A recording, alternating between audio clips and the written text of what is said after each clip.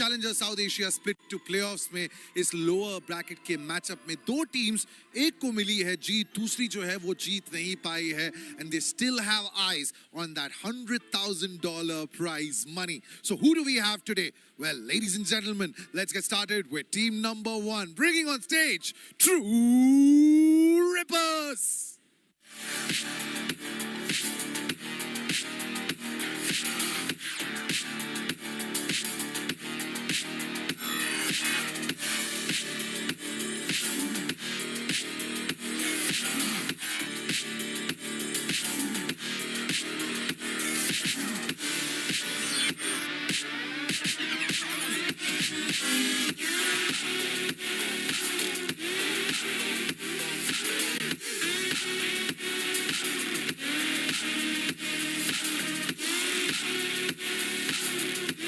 Split to playoffs. इनका काफी start stop रहा है क्योंकि पहले अपर ब्रैकेट राउंड में इन्होंने हराया रेवेनेंट को, लेकिन फिर मुलाकात हुई और रैंगुटान से and they went down without a fight.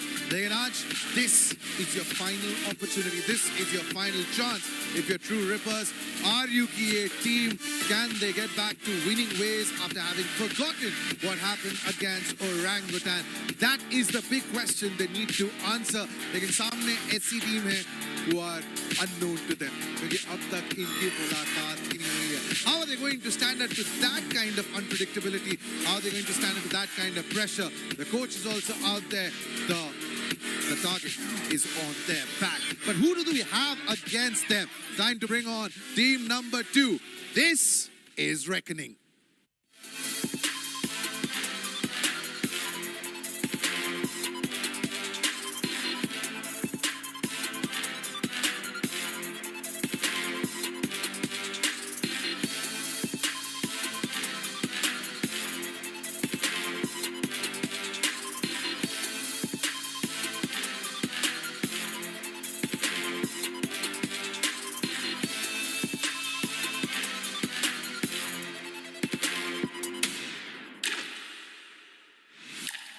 Well, unfortunately, Reckoning haven't been really able to live up to their name. Naam Reckoning hai, but they've been out of Reckoning as far as winning is concerned. Split 1 playoffs में जीत नहीं मिली.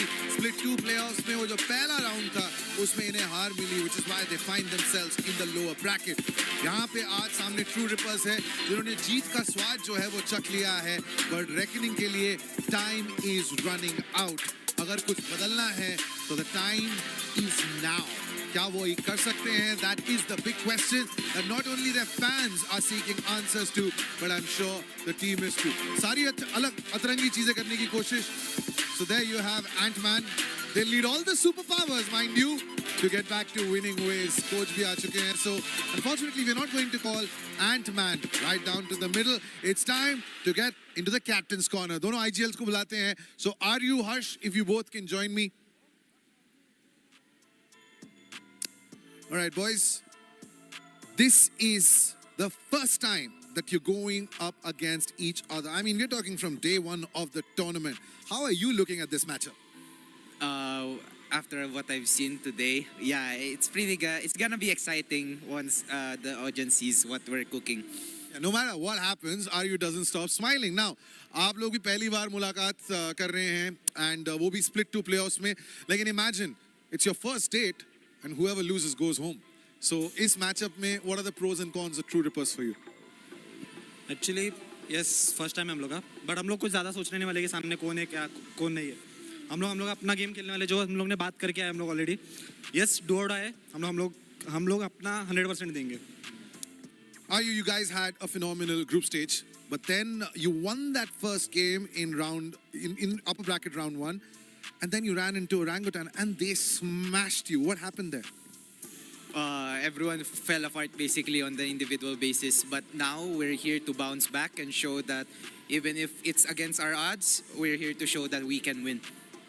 यार हर्ष, आप लोग group of death का हिस्सा थे, ठीक है? आप लोगों ने बात बोली कि हम लोग ग्रुप ऑफ डेथ से आए, तो वो कॉन्फिडेंस जो है तुम में था. बट देन जैसे तुम लोग अपर राउंड में आए, अपर ब्रैकेट राउंड में आए, और अब तुम लोअर ब्रैकेट में हो, सडनली ऐसा लग रहा है कि you lost that mojo. What's happening?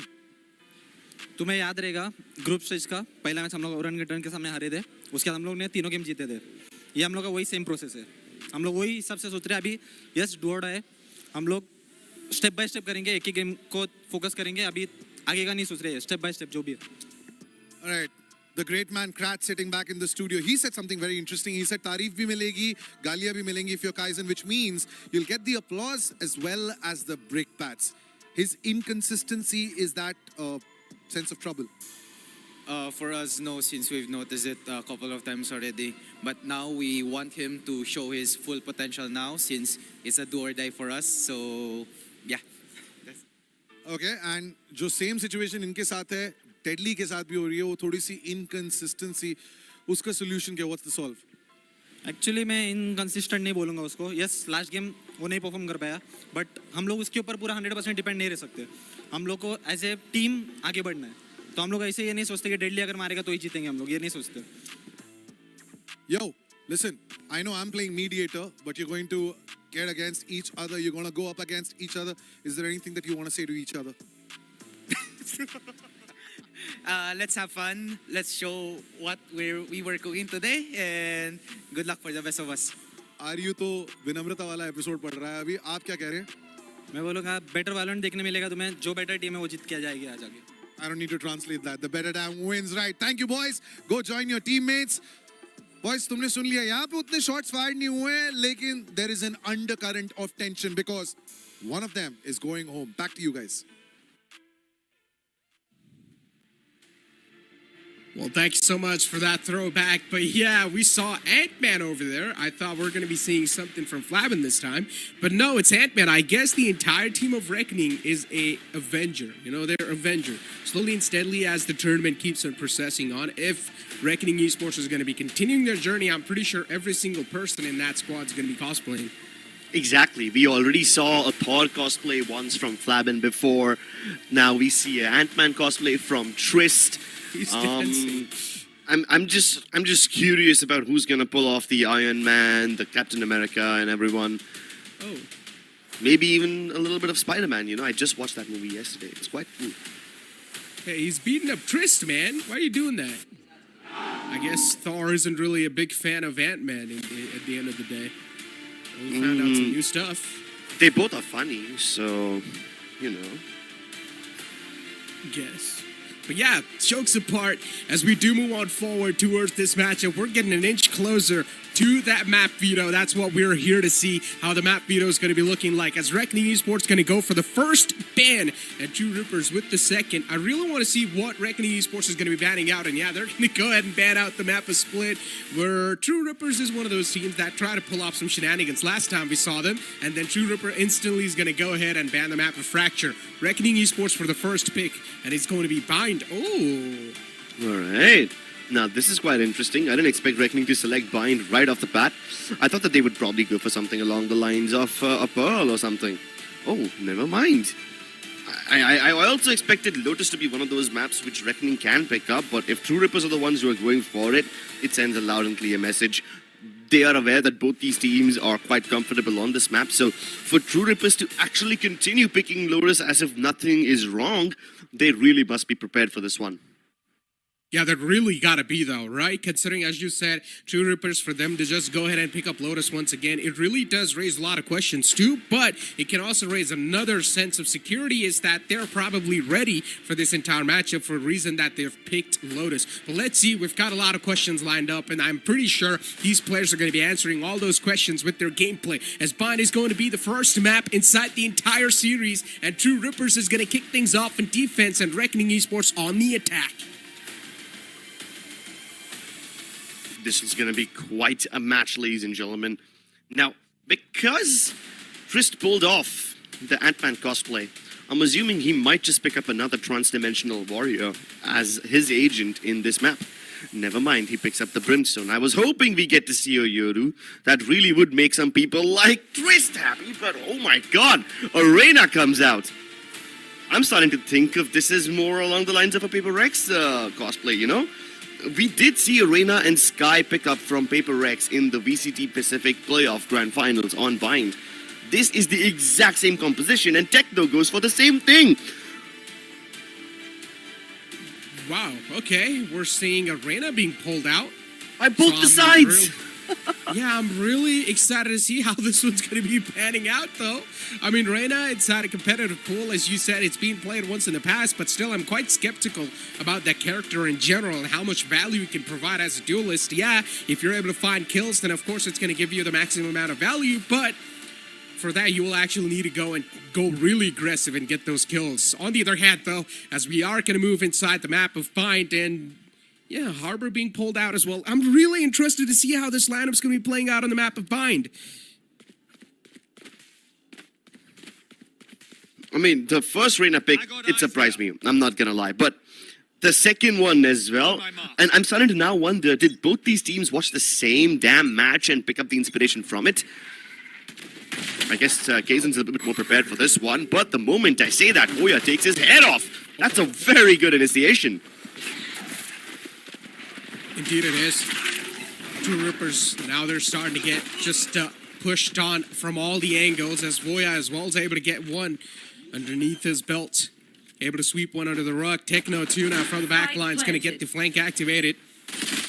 Considering he's the Reyna player, yeah, he will need to go a little bit more on the aggressive pitch, and he's also able to find all the kills, dismisses away. So far, he's alive, and will also get another one down. Only 6 HP left over, though, and Hirsch will seal the deal and take care of business.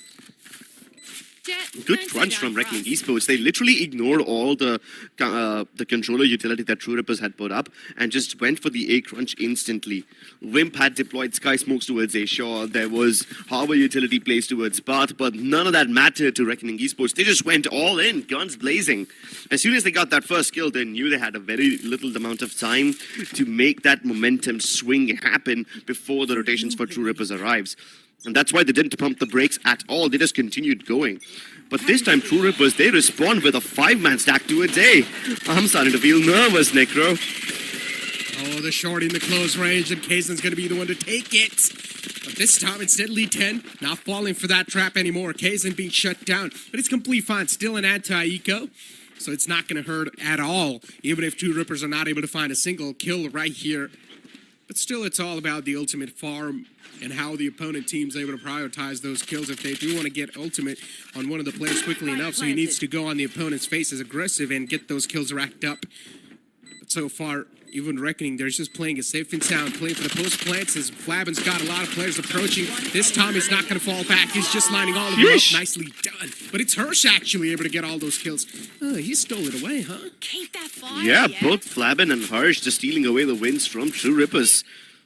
Good cleanup from them. That Spectre spray down, it doesn't look as stylish because if it's just a bunch of eco frags, but the good part is Harsh gets so many of those frags that brings him much closer to his seekers. And this is quite interesting because Reckoning are the more dynamic team. We already pointed out that they are the team that relies on a lot more mid-rounding. So those seekers can really turn the tide for them. They really can.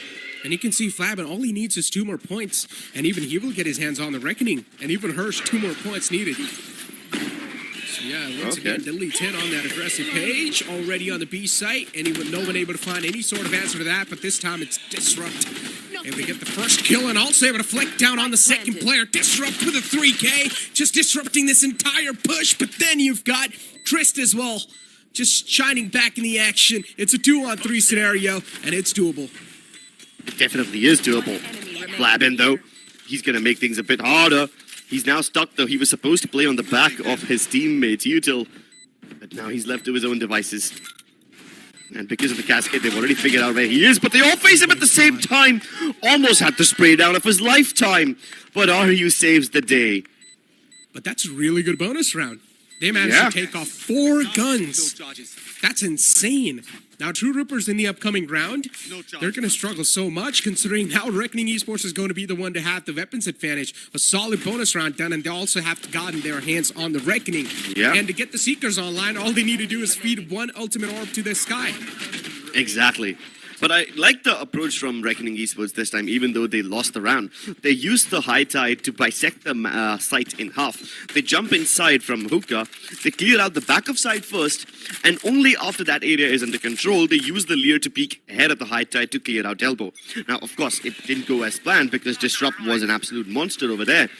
But the overall approach helped them clear sites methodically. And this time too, they tried to take control pinch by pinch. Deadly invading Lamps first, then the rest of his team follows behind. That flash initiation is perfect. It gives Deadly a second frag. And before Ayu can even do anything, he's got Reckonings and Cascades headed towards him, so he's been cut off from the action. Yeah, it's a 3-on-3 though, and Techno is able to reply back with 2 of his own. And Trist too, just shining inside the action. Reckoning Esports, out of nowhere, looking to flip the odds with them. And Techno, once again, this man is quite thirsty. He's tasted a lot of blood. And he wants a little bit more on his hands. And will find the final player too. Techno goes massive at the 4K and saves the day for his team. This change coming in from Techno onto the duelist role onto Reyna. I mean, so far he's been doing a phenomenal job. And I'm loving this change. Exactly, right? I mean, I used to love the old Techno as well when he was the one playing Sky and all the initiators, but now that I see him on the duelist, I'm like, thank goodness they unleashed the beast, because this guy is not afraid of the chaos factor. True Rippers recognize that Reckoning are the kind of team that loves devolving the round into a very chaotic situation and just fighting in between the gaps, fighting to trade each other out. And because Techno is one of those persons who can just really dial down that level of chaos and bring it into something more palpable, he's the perfect agent to pick up this Reyna. Oh, and he nice. delivers yet again. Oh, he can't even get punished. Deadly dashes in to hopefully get the trade onto him, but he dies instead. And even Kaizen has jumped into the TP to help him out. What a crunch from True Rippers.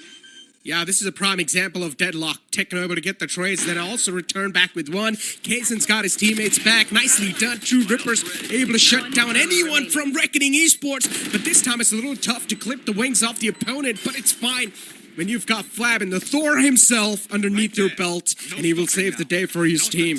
And that's the reason why it's called Lord of the Thunder.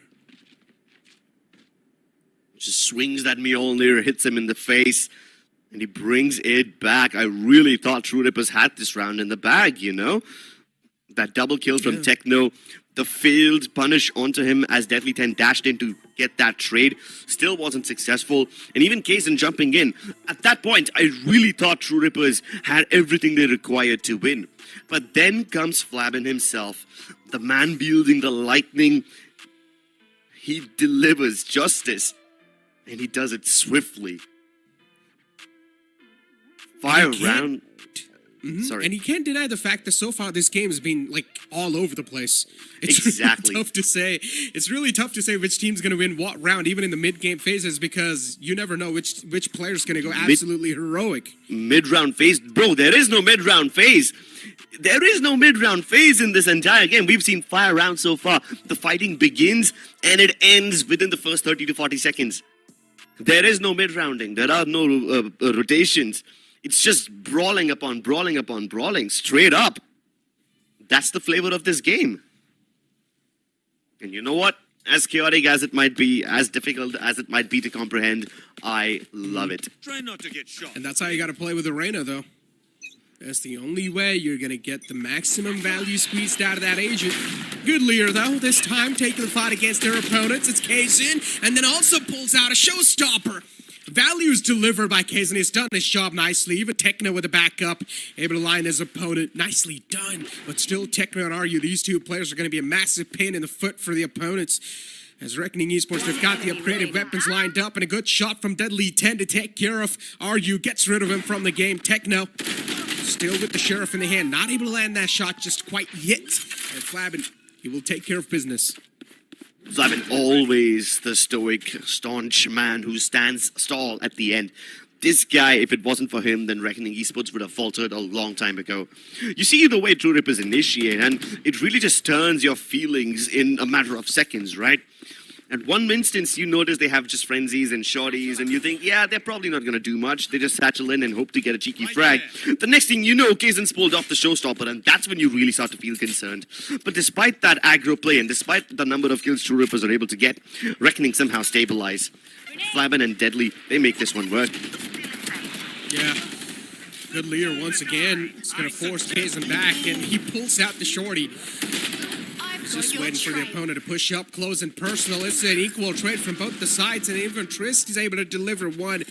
So far, Reckoning Esports have the man advantage, and it seems like Reckoning Esports are actually going to try to pull some next-level shenanigans here. They reroute all the way to the B side at the last moment, throwing the players of True Rippers off guard. It's a 3-on-4. True Rippers do have a valid chance of winning this entire round as well. But you can see Flabin, too, just pushing up towards the elbow area. Vimp has got two challengers approaching him soon. If Vimp is not able to isolate these duels, he's going to fall on top of his face because he's got a Sky waiting for him right on the opposite side. As soon as the first contact's found, Vimp could have died here. He tried to pull out the smoke, but then it's completely fine because Aryu's got things in control on the site. an orbital strike has been thrown in just to get him out of the area. Meanwhile, Twist has his hands on the button. He's ready to throw down the fire as soon as the spike gets tapped. They throw down the cove just to get the defuse in, but the hellfire from above keeps them away from the spike, and enough time has passed away. All the amount of water can't keep up from the fire that rains down from the skies. Great adjustments from Reckoning Esports.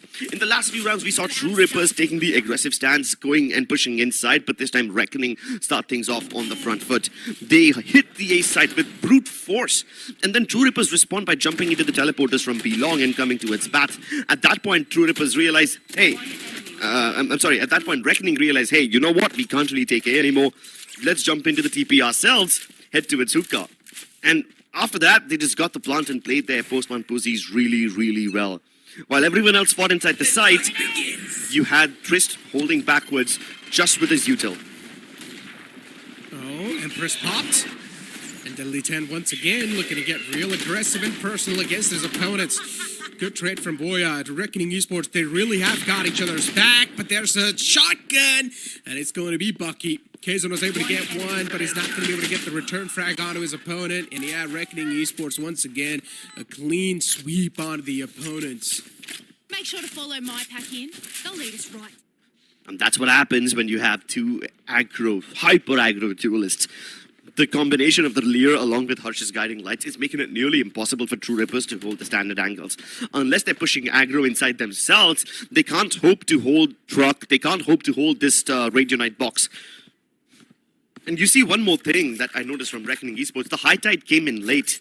Usually the smokes are popped before the execute begins, but not in this case. Reckoning wanted to desperately go towards the back of Ace side rather than just play their standard angles, plant the spike and get back. That wasn't the plan. They wanted to go deeper into its enemy spawn. Just really denied the amount of area available for retake that True Rippers have. And this time, poor Techno, he's over here by himself. If he can get at least one kill, he might just be able to get away. And that's the spike carrier. Doesn't dismiss in time, but hey, at least it's boiled it down to a 4v3. Well, look at Reckoning Esports, what they're doing. They're going to rotate all the way back from the spawn. A classic Reckoning Esports moment. Once again, just throwing the players of True Rippers off guard. True Rippers really wanted to crunch Reckoning Esports on the B site, but they're not going to see this coming at all, as every single player from the side of Reckoning has already made it onto the A site. Now, finally, True Rippers, they're going to start making their way towards the A. And Reckoning Esports, they've got trouble approaching from both the sides, even from the bathrooms and from the short area as well. A lot of shots missed from Voya, and this time it's not going to be let go of. He will be punished instantly enough. Reckoning Esports, 3-on-2 scenario, not having the man number, not having the firepower as well, but Deadly able to return back. Nicely done. That was quite a crucial frag so far, but True Rippers, they're going to stick to defuse. Oh, there's just simply no way to stop them from getting that def. Go as well as the high tide, all of that invested just makes it impossible for Reckoning Esports to shoot back. But this round is so unique, you have to speak about it in retrospect as well. Because whatever happened in round 9, we saw glimpses of it in round 8 as well, when Reckoning Esports pushed all the way towards the back of towards the back of A site and planted near truck. This time they do something similar on the B side. They take defender spawn, head towards A instead. And I really thought they would do it before as well. And while this innovative trick helps them get the plant and secure the man advantage, it also creates problems for defending it against diffusers.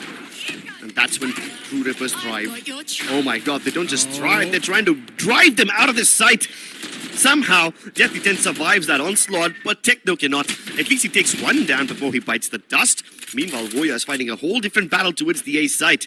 And Voya, because he committed his body to the fake, it keeps True Rippers stationed towards the A site and leaves the B site open for planting and repositioning. Hirsch looking to peek out. This will be quite a risky peek from him. There's 4 players waiting in the front. Deadly 10 try to commit that spray and not connected a single shot.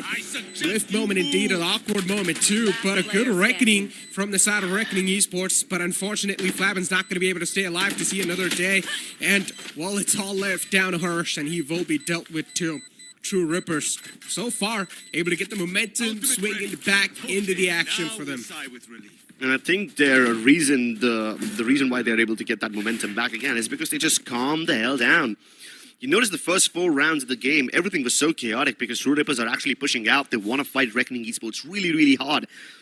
Oh, yeah. And in chaotic situations like those, you can't really guarantee a win. It all just sort of comes down to trades, right? It all comes down to the heat of the moment. And in that moment, if you can't guarantee a win, then you're doing something wrong. And that's exactly why the last 3 rounds, True Rippers have been very slow to rotate. You can see how Reckoning Esports are making the first move. The whole pace of the game has changed. True Rippers are no longer initiating the battle. Instead, they wait and they react, which is okay. Because given the way that Reckoning Esports is playing, the way they are pushing so deep inside enemy territory right now, and they're planting in these precarious spots, they are prone to overheating, which True Rippers love to punish. Going into the retake every single time for the last 3 rounds, True Rippers have had the man advantage.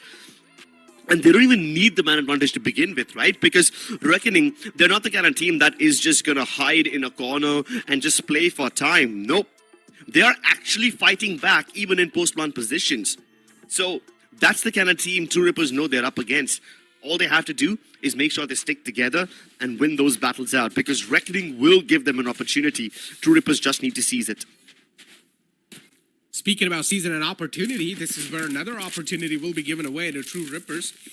If a side control is taken away, Aryu's got his hands on the Reckoning, so that should be a free side retake in his hands if used properly. But one thing is for sure, Reckoning Esports, they've been really pressing the charge against the players, the True Rippers. They're just straight up being aggressive on one side of the map, but look at this aggression this time.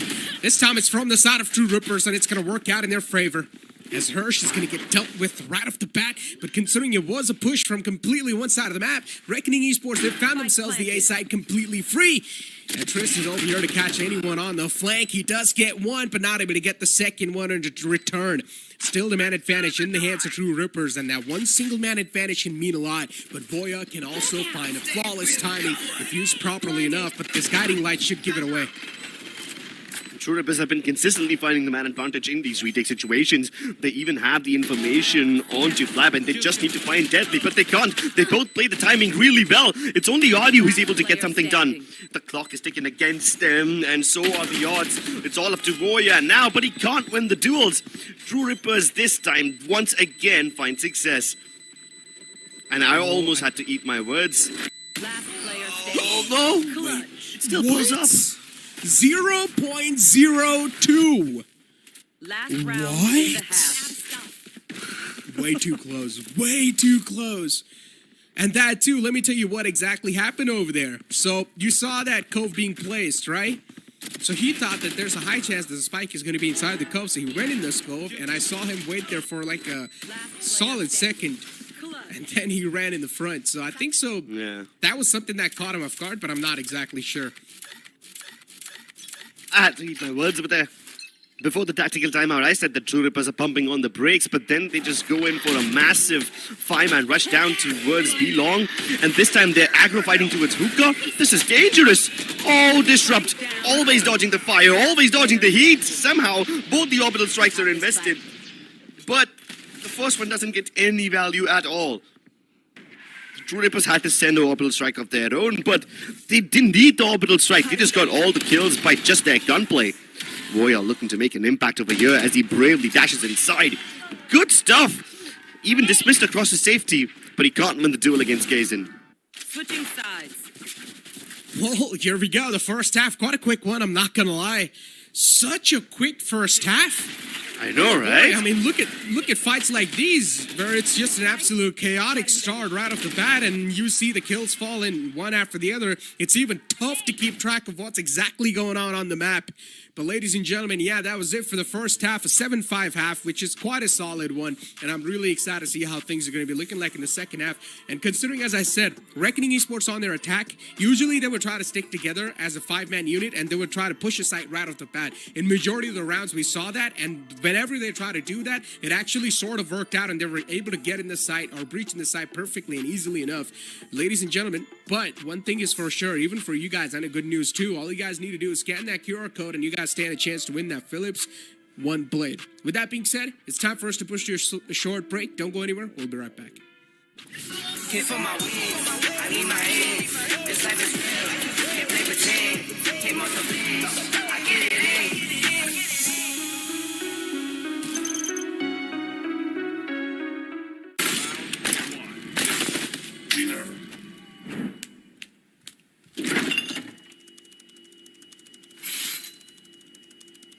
Bro, fridge meat के लिए, heat के लिए नहीं. Bro, this graphics card is making my frames drop. Come with me if you want to get. The all-new OMEN 16 with advanced Tempest cooling technology, now with 5 heat pipes and 4 thermal outlets. The OMEN 16 with 12th Gen Intel Core i7 processor to make you forget your frame drops. Now that's cool. Game on with Tempest cooling.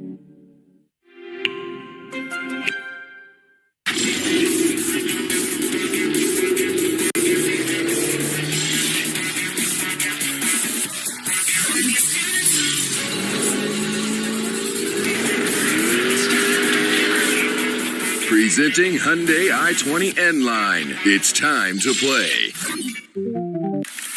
Yes, I'm a Gen Z. Or should I say, the Gen Next. And I don't let fear hold me back from doing anything. I choose to move fearlessly to it all. Hey buddy, we need you to trim your beard for this next scene. What? Okay, fine, I'll admit it. I move fearlessly in most things, but I draw the line here. What if I Nico cut myself? Try this.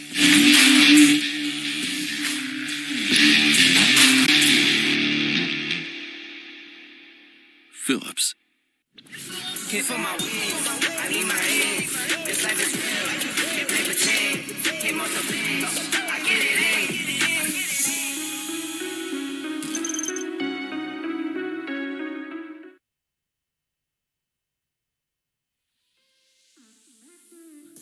Welcome back into the second half of what has been so far an absolute aggressive series. At least in the first map of the first half, it's been quite an aggressive affair, but now as the sides are switched, still anything can happen. We've got True Rippers this time being forced on the aggressive page, which is going to be the attack, and now Reckoning Esports on the defense, but you can see Reckoning Esports, they're already looking to push out of the A-short area, which is going to be quite an interesting decision because they're about to be disrupted. Buckle your seatbelts, ladies and gentlemen. This is going to be a fast one. And Deadly pulls a fast one on the Disrupt. Follow up from RU. Not successful. He does throw the high tight end, but it doesn't push Reckoning back at all. In fact, it encourages True Rippers to just deviate from that area and flood into the B-side together now. Twist playing on the back of that smoke. Somehow able to get much more done. He even almost kills Kazin. But Harsh, he's going to re-aggress from the elbow region once again. This time getting a bite with the Trailblazer. So much information available, and they know now that True Rippers have no choice but to push into its elbow. And Deadly's ready to receive this one. They're ready for the interception. Harsh with a double two. And this is beautiful. The flashes, immaculate. RU discombobulated. And Harsh elevated. What a performance.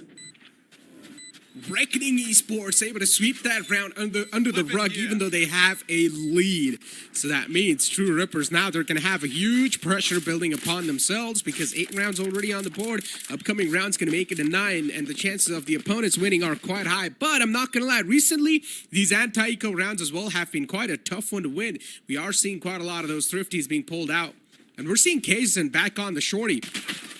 This is really good approach. I mean, considering how much value Kazan was able to find in the first half with that shorty, now I'm having some high hopes if Kazan's able to land those double satchels nicely enough.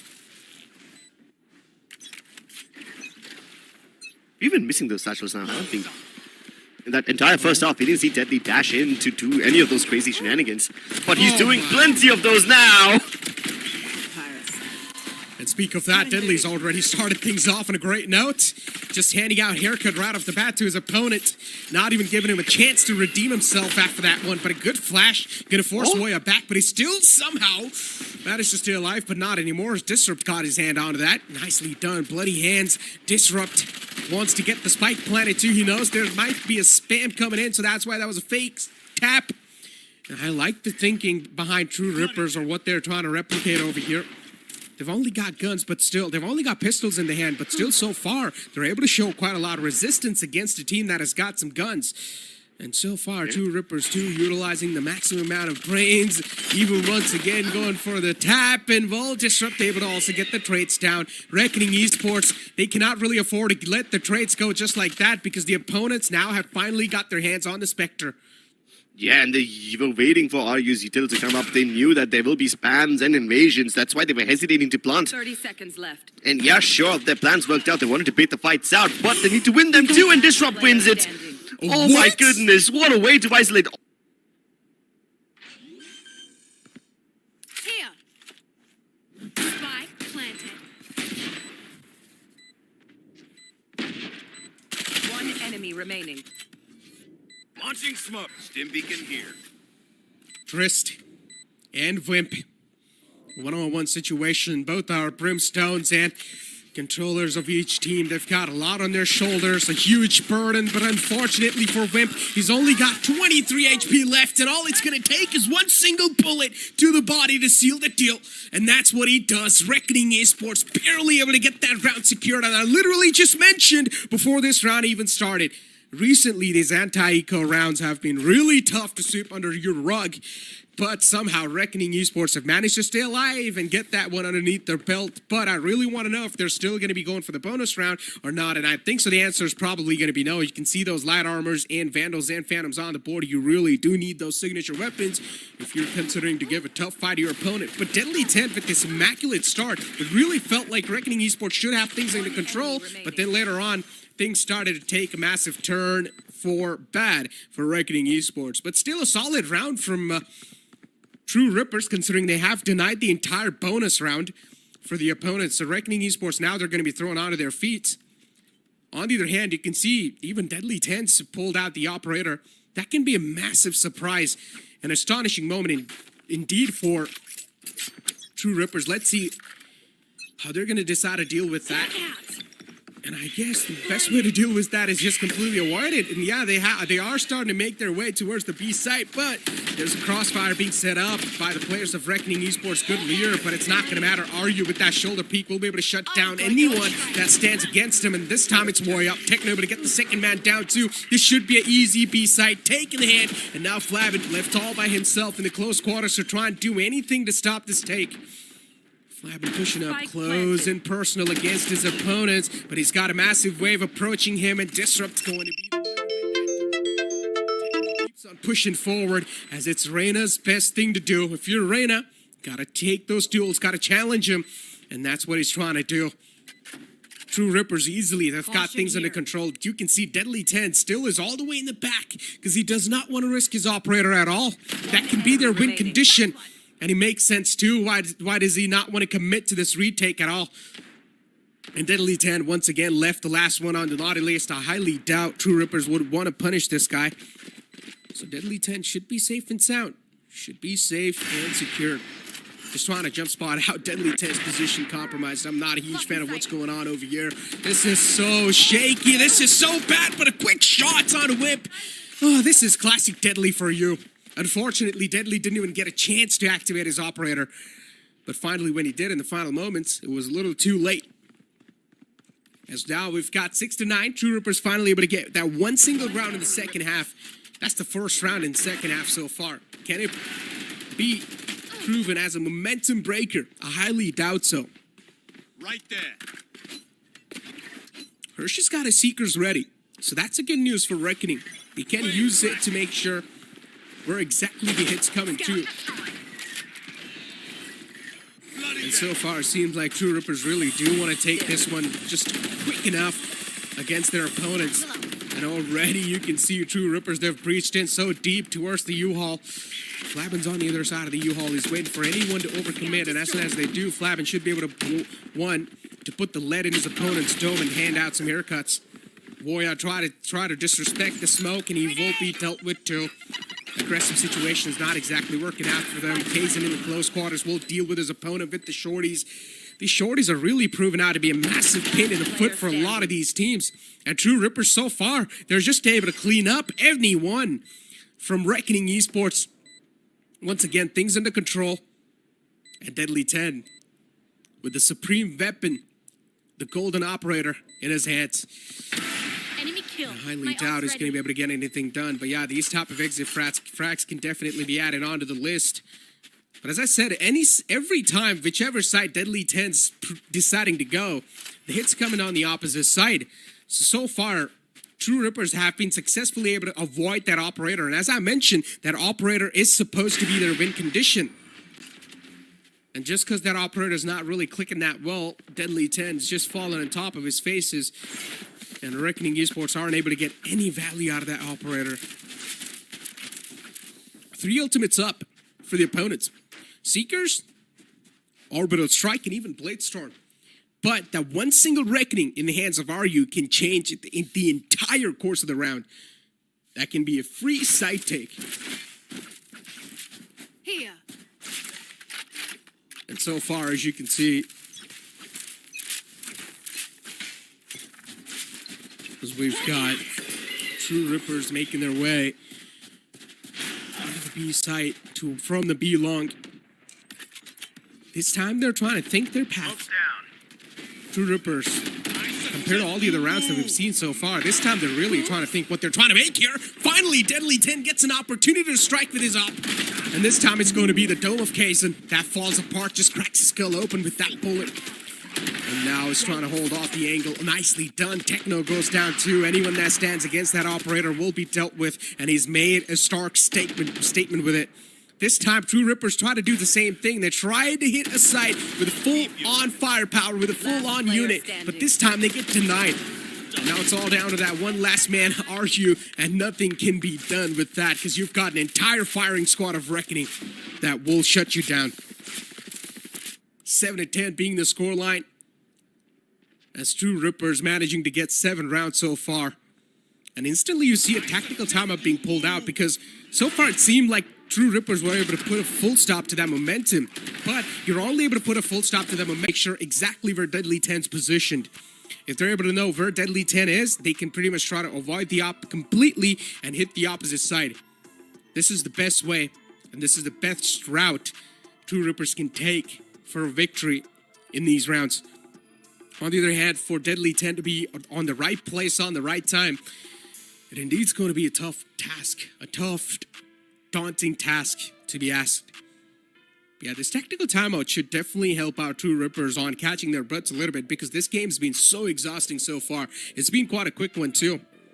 Aggression's being shown from both the sides and it's really tough to say still which team's going to be able to come through victorious because the game's just been so unrecognizable. The patterns that we're seeing so far, it's really tough to say which team should come out on top. In general, this entire composition that we're seeing is just a unique one.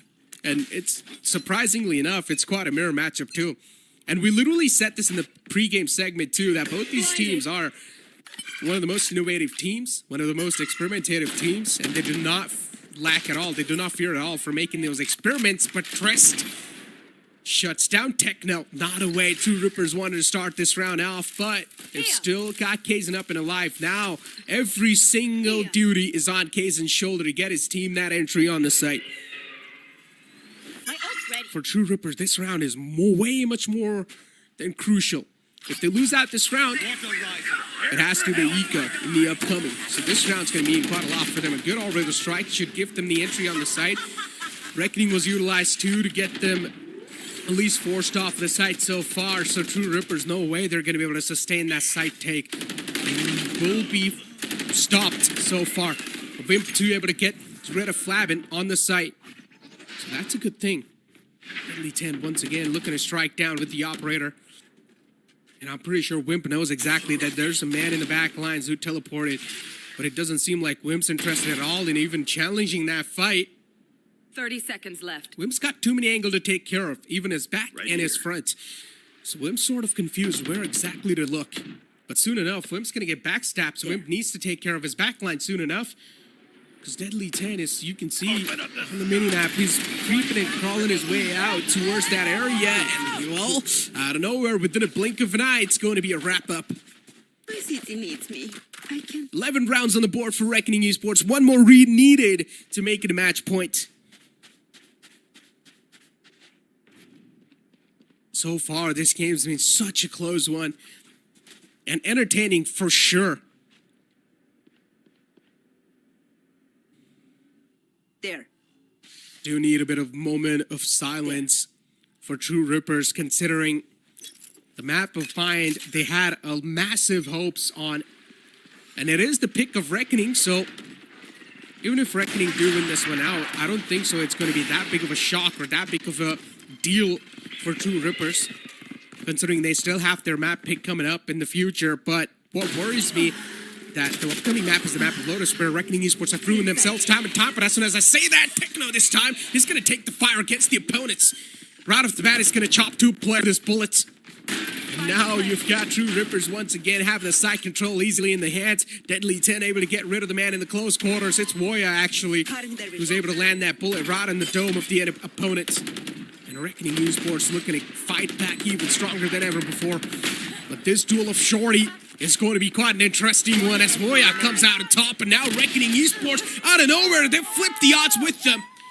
And they're also going to get the retake done so nice and so easy and slick with that. Reckoning Esports doing some light work on their opponents, and they're already on the match point. Match point. Come on. One more round needed. And what did I just see on my screen? Hirsch pulling out an Odin? Oh, well, I guess Reckoning Esports really are looking forward to pull some incredible shenanigans off, and I'm down for that. Let's see how it's going to be utilizing that Odin. But if you're going to get a massive spray down with that gun, it's one of the most satisfying things to witness. Deadly 10 being aggressive on this op once again. Look at that angle he's taking on top of the truck. Not exactly on top of the truck, but yeah, on top of the lamps. And I'm pretty sure the Trailblazer's going to be able to spot him out. Nice shots by Deadly 10. Lightning fast and quick enough to make sure that his opponent's not even going to get a chance to completely deal with him. And True Rippers once again able to open the floodgates, able to float on the site. Shorty pulled out, Deadly 10 in the close quarters too. This man's looking unstoppable. But so far, he's only able to get one, and True Rippers, they're going to keep on forcing their gun barrels down the opponent's throats, as that's going to be it, ladies and gentlemen, from Reckoning Esports as they win the final round 2. And here we go, the victory dance from Flabin. What a map one. Indeed, it makes sense why Reckoning Esports chose that map, and that unique composition that chose too really just gave them that entire map as well. And Reckoning Esports were just a step ahead onto this map. It makes sense why this was their pick, and they came through victorious. They reigned victorious and supreme. As we have got True Rippers being lost on the first map, and you can see their faces too. They're not that satisfied with the outcome that they have. And considering it was a mirror matchup, True Rippers would have definitely expected for a little bit more closer matchup, maybe even a OT. What is Flabin doing there? It's interesting what he's doing exactly. But yeah, I always love the celebrations from this team, man. This team is definitely one of the most eye candy teams out there. But considering the fact that Reckoning Esports is able to kick things off on a great note inside this entire series, is going to give them such a massive advantage over their opponents. It's just going to add on a lot of things. But with that being said, ladies and gentlemen, it's time for us to push to a short break. We'll be right back. Can't feel my wings, I need my hands. This life is real, can't play pretend. Came off the bench, I get it in.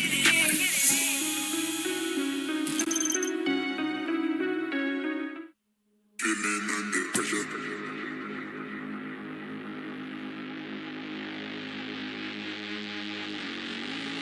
Pressure.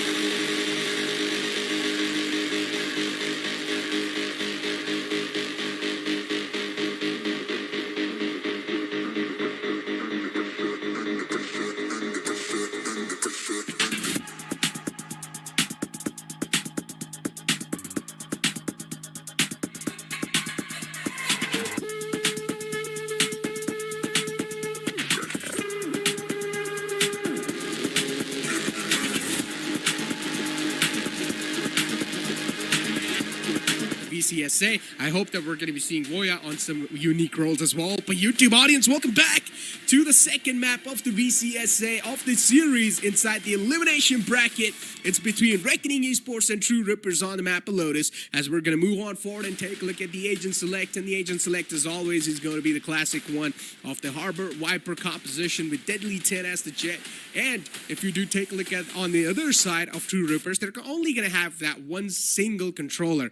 in the name of Omen? Are you? Now, this map is proven a lot of those times. We've seen also True Rippers in general play on this map too. As I said, it's really a tough call to make, but considering that True Rippers have picked this map against a team like Reckoning Esports, then I highly doubt that there's going to be any issues or any complaints left after this game. But we never know, anything can happen. Maybe Reckoning Esports can make this series 2-0 and absolutely astonish all of us and steal this victory away from True Rippers and move on forward in the round 2 of the lower bracket as we move on forward to the map of Lotus. We still don't have my partner back. He's facing some technical difficulties. So yeah, you guys will have to listen to my voice. I've been carrying this entire segment so far. But yeah, as we're going to kick things off for the pistol round, Reckoning Esports on the defense and True Rippers on the attack. I'm really excited to see how this one's going to pan out. Considering True Rippers, or at least I would like to say that Reckoning Esports is one of those teams that like to play tactically, but considering I saw the map of Bind, and I really need to rethink my words because both these teams were just aggressive, really aggressive to the point it was even tough to sense a pattern on what exactly these teams wanted from each other. But this time, it's True Rippers really being aggressive against their opponents and trying to take the fight against them. And they're straight up going to try to stroll on the site. Hirsch is being spotted with a frenzy in his hands. The battle needs to be taken right against him, but this time it's going to be the frenzy to strike the opponents down. But the equal trades as well coming in from True Rippers. Nicely done by Disrupt to try and disrupt the flow of his opponents. So far, it's a 3-on-3 scenario, equally distributed on both the sides, and Techno and Disrupt looking to push up against their opponents. One player spotted in the name of Triss. Triss really needs to stay alive, but unfortunately, Triss is going to be the one to go forward all by himself, and the battles, luckily enough for the opponents, are isolated. And look at this, True Rippers, they're going to rotate all the way from their spawn to the C site, and Voya, he's got no clue of what exactly is going on. He sort of did hear the footsteps, though, approaching the C site, so he should have some clue of what exactly is going to go down, and now he knows that it's a C site plant. Is making his way slowly and steadily. He knows that there should be someone lurking around, so he needs to check so many angles. Shots whiffed, and Whip capitalizes. Nicely done. First round in the hands of True Rippers. Well kicked off. The start, especially when those 2 kills falled off. Right off the bat, I thought really that Reckoning Esports should have got things under control, but then Disrupt comes in, and he strikes both of them down so easily enough.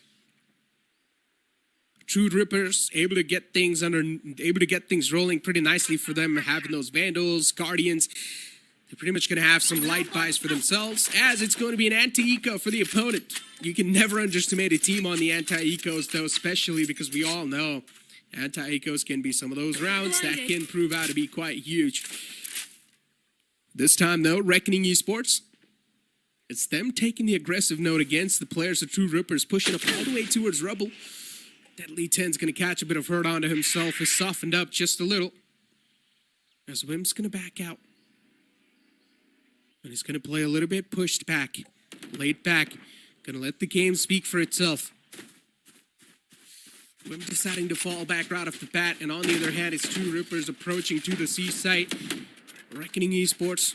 The players on the C will have a lot to deal with. But you can see Triss is ready with the snake bite. As soon as any footsteps are heard approaching, he's probably going to try to put that snake bite in, and look at her, barely surviving on a sliver of health. But it's their opponent instead, just rerouting towards the B site, and Reckoning Esports now, there's a high chance they probably will be in the punch here. But Voya, unfortunately, not able to find any kills, and Deadly 10 from the back's going to knock him. Trades happening back and forth equally enough. True Rippers, even their players are falling on top of their faces. Techno left all by himself on the site. Way too many angles to take care from. Hirsch solo. It's a 2-on-3 scenario, but still Flabin's able to strike the player down in the front. And this is getting way too close. True Rippers, they need to do something. They need to pull out some last-minute mind games. 10 seconds left. And it's really the struggle and the fear in these anti-eco rounds that it's not making these teams have a fluid around in their hands in general. Hirsch does not have a lot of HP, so I'm not really going to expect a lot from him, but Flabin's got his hands on the Vandal. And that should not be a good news for the opponents, True Rippers. Because they've got a big, bad boy walking on the way. Walking against them, but as soon as that little glimmer spotted, Kazan will capitalize. True Rippers, another round on the board. 2 rounds back to back, but still a solid bonus round. Or still a solid eco round, I would say. from Reckoning Esports. Able to get 3 guns away from the opponents. That means the bonus round denied. And you can see instantly Reckoning Esports 2 with the light armors and the Vandals and the Phantoms.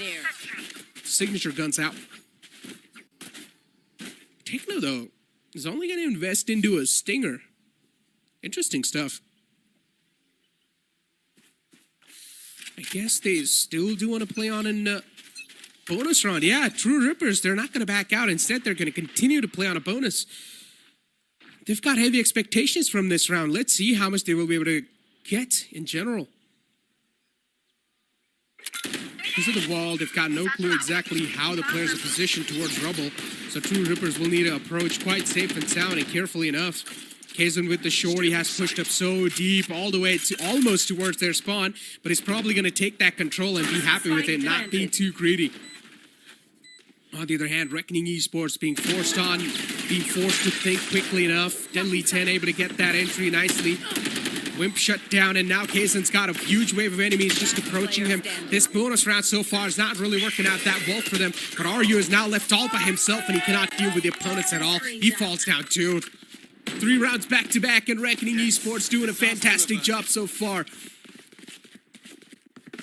This spy round was needed, and Reckoning Esports win that. But still, it's not going to affect a lot for True Rippers because they're going to keep on continuing playing around, playing in the future.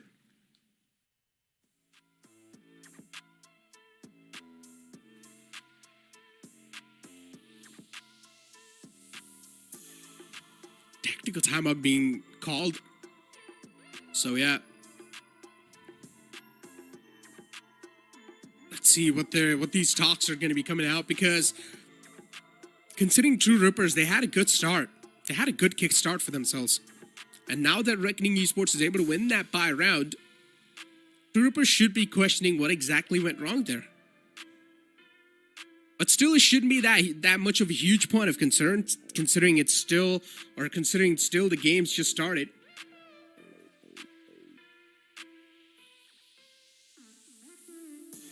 So yeah, still a close call, that's for sure. I really wonder what type of talks are going on between these coaches. But that's for sure, that Reckoning Esports is having a good time playing this game.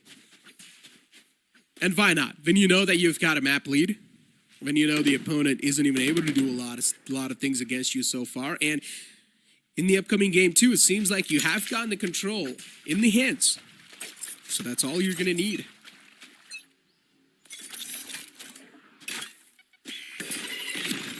Good paint shells, gonna force Triss back. And this time it's True Rippers taking the heat right off the bat to the opponents. This round's gonna mean quite a lot. If True Rippers not able to win this round, they will be forced back on default settings. That means the Eco 2 will be falling a little bit short, but True Rippers, they've already managed to place their foot on the C site. Not a good news for them. Flavin try to push in with the help of the wall, but he will be denied instantly too. True Rippers nicely done so far. They're able to position themselves pretty well enough inside the post-plant scenarios. Way too close that fight was, but in the end, Hirsch was able to come out on top. It's a 3-on-4. It is doable, but Reckoning Esports needs to make sure these mistakes that they've been making so far, they cannot be made anymore. Boya able to float onto the site with the help of his teammate. They've got so many angles to take care of as Techno is able to get one. That's a good trade for the side of True Rippers. Deadly 10 from the flank angle is able to get one of his own. Now it's a 2-on-2 scenario. It's doable. Good showstopper. Not exactly showstopper. Rolling Thunder and Disrupt able to clean things off too. Nicely done. True Rippers. 3rd round on the belt, but they invested a lot onto that round too, so you cannot ignore that. That Rolling Thunder being invested by Disrupt. Massive investment. And that was quite a panic one too. Disrupt knew that he's got no other choice. If they really do win this round, he needs to use it right here, right now, and get himself an upper edge inside that duel, and he got it too. So in general, for True Rippers, all that mattered was to get that round in the hand. Placing swarm grenade.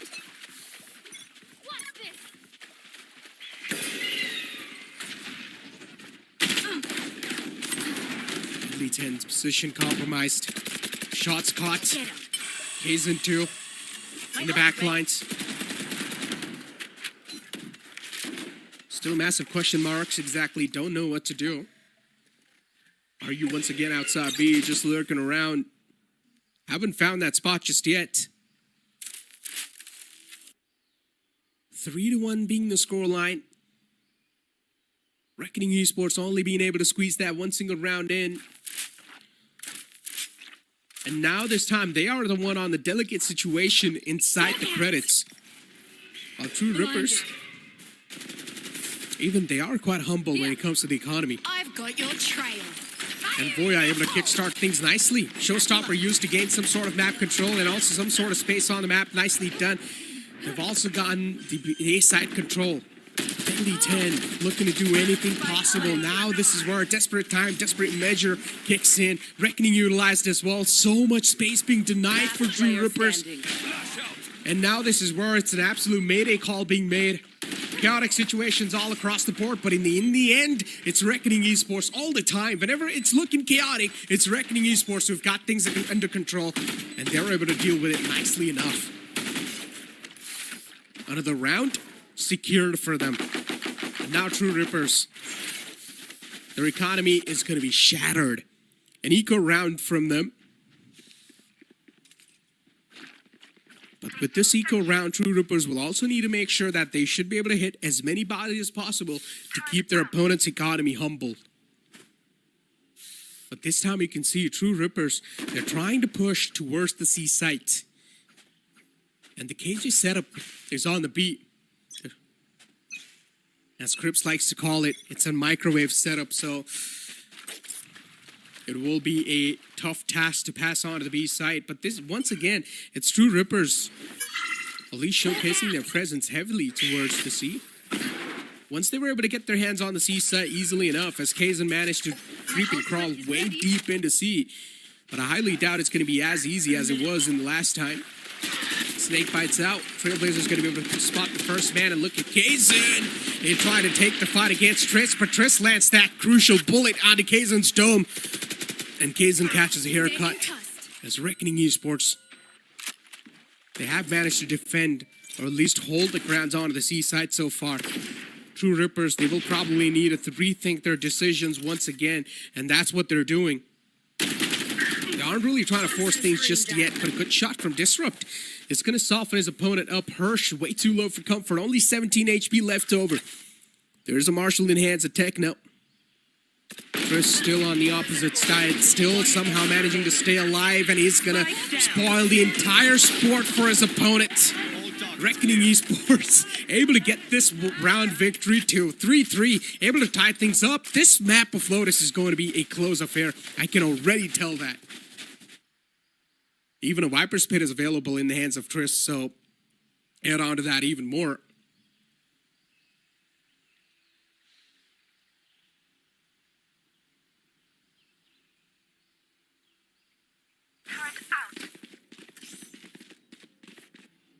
Lockdown and a Viper's Pit ready. True Rippers, they've got their hands on the lockdown. That means a free side take for them. But this time you can see that setup being changed as well off the Killjoy. Voya is really being quite versatile with those setups. He's not just sticking to that one single side with the KJ setup. Instead, he's switching things around. And I like that. And you can see instantly Reckoning Esports being aggressive out from the B site. These switch-ups are really probably going to catch the players of True Rippers off guard, because you never know where exactly the KJ setup is going to be. Nanoswarms reactivated at the right time. That's going to delay the push for a little bit more. Hirsch able to squeeze all the way deep in the back lines too. And look at Voya just lining up bodies on top of each other. It's an absolute graveyard on the A site. The spike goes down too, and True Rippers not able to find the reply. As I said, this setup change that's coming in from Voya is really starting to catch the players of True Rippers off guard, and it's really starting to be a huge pain for them. They did not even get a chance to utilize that lockdown. And once again, the economy is going to speak for itself, as True Rippers is going to be forced back to eco. On the other hand, Deadly 10 will get his hands on the operator, just like the previous map of Bind. I do understand this map has 3 sides, but still, Deadly 10's operator inside these type of circumstances is going to be their winning condition. It's going to be their win condition. Voya, once again with the lockdown, They're concussed. going to try to keep things slow and safe. That was a really good trailblazer spotted for the players. The majority of the presence is given away, and you can see instantly the players of Reckoning Esports starting to be aggressive on the opposite side, and the op's going to start to click in. They're locked over here towards the C side, cannot even go anywhere else. True Rippers, the presence spotted outside C. So many problems at the same time approaching, and True Rippers, they've got no other option than to breach inside the site. As they try to do so, the players are going to start falling on top of each other, but still, the Sheriffs are somehow able to find those replies. Lockdown still available in the hands of Wimp. And he still haven't used it just yet. Makes sense too. True Rippers, they haven't really got the confirmation just yet if they're going to be able to do anything or not. But now Wimp with only 16 HP has got a world of trouble approaching him, and he will be dealt with. Secured and cleaned up just like that. Are they us? I have so many questions. Reckoning Esports, just like the previous map, once again able to get the lead. Whenever things turn out to be chaotic, it's surprising how Reckoning Esports is always able to sit in the driving seat and divert and direct those chaotic circumstances into their favor. It indeed really is quite fascinating. And once again, okay, you know what? I need to cut my words because, you know what, guys? Guess who's back? CA is back up in this building, boys. Now, I know it's been quite a long time since you guys have seen me and CA. It's back in the VCC days. It's been years now. But CA, welcome, my boy. Welcome back to the casting desk. How does it feel? Thanks, my guy. It feels interesting. I'd say definitely. It wasn't how I was envisioning my day going today. But hey, I love myself a good throwback, you know, and talking about throwbacks, it seems like Reckoning are trying to throw it back to their split one miracle run, trying to make something happen in this lower bracket. And quite interesting because I will say I have very strong opinions about these comps. 100% prefer the double controller on Lotus, and already you can see Reckoning making good work of it. But I'll let you catch me up with what else True Rippers and Reckoning have been duking out with each other. I mean, look, one thing, the massive change, the massive thing that I've been seeing so far, but okay, I'm going to eat my words for now, as Kazin somehow is able to return back the favor to the players of Reckoning Esports and able to get two of his own. So one thing that I've been noticing so far is the switch up between the KJ setups that we're seeing from Reckoning Esports. They're really just they're really just switching the KJ setup, sometime on the A side, sometime on B, and sometimes on the C2. So that's something that's really catching the players of True Rippers off guard. And whenever you see a Deadly 10 pulling out the operator, that is their main win condition. If they're able to avoid Deadly 10s off, that means there's a high chance they're probably going to win the round. But if they're not able to avoid that, the Deadly 10 should be able to rip them apart to pieces. But so far, it's Reckoning Esports and even True Rippers ripping each other apart. It's quite a close call. When it comes down to a 1v1, it is techno supremacy all the way. A crucial round picked up for True Rippers because you can see their economy was feeling the burn from the last few rounds, and pulling off the 5-4 again brings back the topic towards this map itself, where really, in my opinion, it's that key side, the attacking side, where you want to be able to leverage your composition, especially if you're playing the double initiator Breed Sky lineup. So True Rippers, they need every single round they can get off the back here. And to see the two of the youngest players in Kaizen and Techno effectively secure the round, Kaizen with a 2K first and Techno with a clutch, well, I must say that lights my heart on. I mean, Kaizen as well. It's Deadly 10 on the opposite side, and it's Kaizen on the side of True Rippers. These two players, man, you really need to watch out from them. You never know when they're going to be showing their heroic stances. As Deadly 10 is going to go for that aggressive page with the operator, and it's going to be a collateral. Able to get both of them with that single bullet, and then Reckoning Esports, once again, out of nowhere, they're able to bounce back into action. They're able to spring themselves back into life. As Deadly 10's operator going to get capitalized, but then even Disrupt's able to get two of his own. Though doesn't have an idea of where just around the corner. As for the flash and in the waterfall, it's just a stream of blood instead. Down to a 2v2, should have the opportunity to plant, but he pushes out a little too far, and that will put Disrupt in a bit of an impossible position here, Necro. He's managed to find timing though, sneaks away from the dog. He's not been spotted out, and he's trying to make his way to B, knows exactly where this guy is, but he still needs to isolate the 1v1s. Instead, just goes for the plant, knows that he has one on his flank and one right behind him. Disrupt with some insane decision making to make over here to try and pull off this clutch, and all he has is a flash on a stun. Isolating the duels is the way to go. He's clearly being outnumbered, but Disrupt is one of those players that you can heavily rely on in these type of moments too. Such a consistent player, a good blind, but not in time exactly. Hirsch able to dodge that perfectly. Reckoning Esports in the end, they play that well enough so that they're able to secure the round 2. I always think this is an attacker-sided map, and considering the composition True Rippers have, they should be favored highly in the attacking side too, but so far, things have been not working out in their court. Yeah, absolutely. Especially when you run the loud comp, as I like to call it, the Viper Harbor composition. It's a lot easier to default on the attacking side to bait out the breach stun, to bait out the raise nade, to bait out that utility that really prevents you from going from direct executes. And then the really strong part about the comp is that then you can go for the executes whenever you want. It's not like a Haven Sova breach comp where if you're defaulting with a stun and a recon, you cannot go till you get your cooldown back. This comp does not rely on any cooldowns. The dog always available to turn the pace up. So True Rippers, they need to find some miracles, and Kaizen once again trying to do exactly that with the Marshal. Not able to find anything just yet. She's gonna get shut down, and Reckoning able to stabilize this time. Good first opening though. I mean, still, it is broken buys in the hands of the opponent, so... Here. Yeah, the problem continues for True Rippers. But this window of opportunity should be found right here, right now. It doesn't matter even if they're having the weapons disadvantage, they need to do something. But as I said, if you're not able to avoid the operator of Deadly 10, it's going to rip you apart. And that's what happens once again. What a lightning fast shot. Deadly 10 with this electrifying gameplay. True Rippers, they don't even stand a chance against this player. And that last one should be confirmed as well soon enough. Ooh, those are 2 quick taps though, even from Wimp, but yeah, it's not gonna matter. Deadly 10 playing some casual duck hunt. Pop, pop, pop, easy peasy.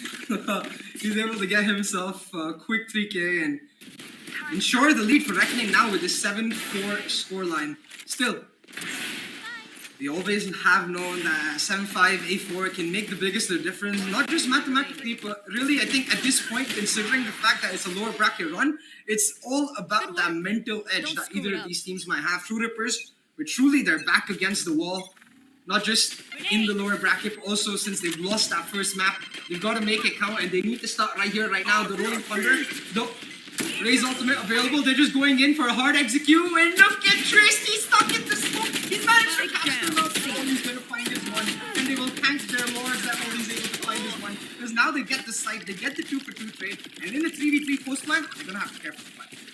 Yeah, they've also got the Seekers approaching them, so they're pretty much going to give the maximum amount of players position. And if you've got Deadly 10 just hitting shots on all the cylinders, it's going to be tough to avoid him. Techno once again left the last man standing inside this clutch situations. Now look, the only way True Rippers can have this run going for them, if Techno's able to pull off a miraculous play, that is too much to ask for in a situation like this, but maybe he will. So many shots were missed by Reckoning, but in the end they're able to get things under control. It's an 8-4 half. Oh, man.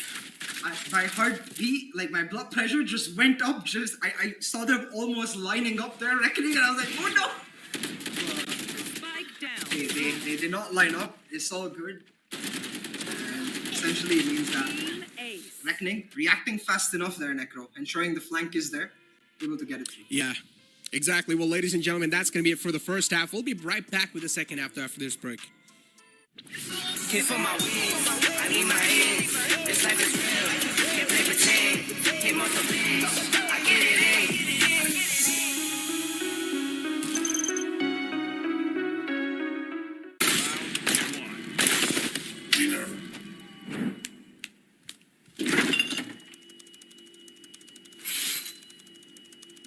Bro, fridge meat के लिए, heat के लिए नहीं. Bro, this graphics card is making my frames drop. Come with me if you want to get. The all-new OMEN 16 with advanced Tempest cooling technology, now with 5 heat pipes and 4 thermal outlets. The OMEN 16 with 12th Gen Intel Core i7 processor to make you forget your frame drops. Now that's cool. Game on with Tempest cooling.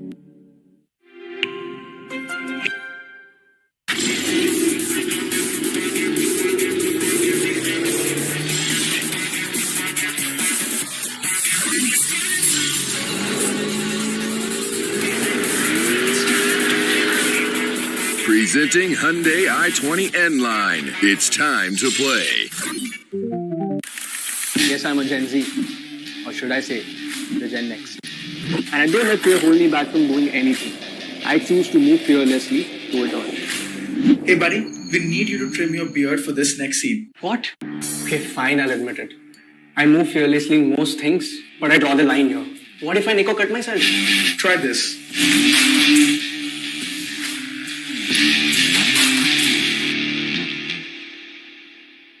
Phillips. Hit for my wings, I need my eggs. This life is real, can't play pretend. Came off the bench, I get it in.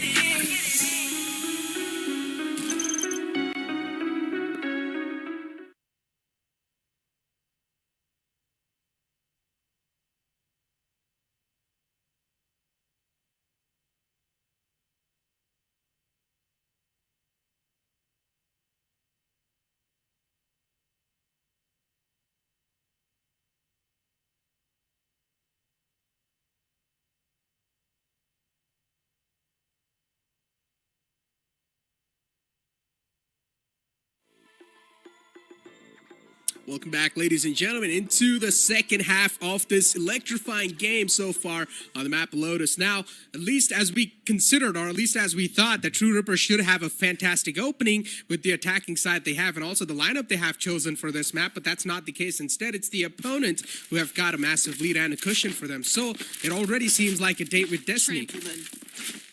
Indeed.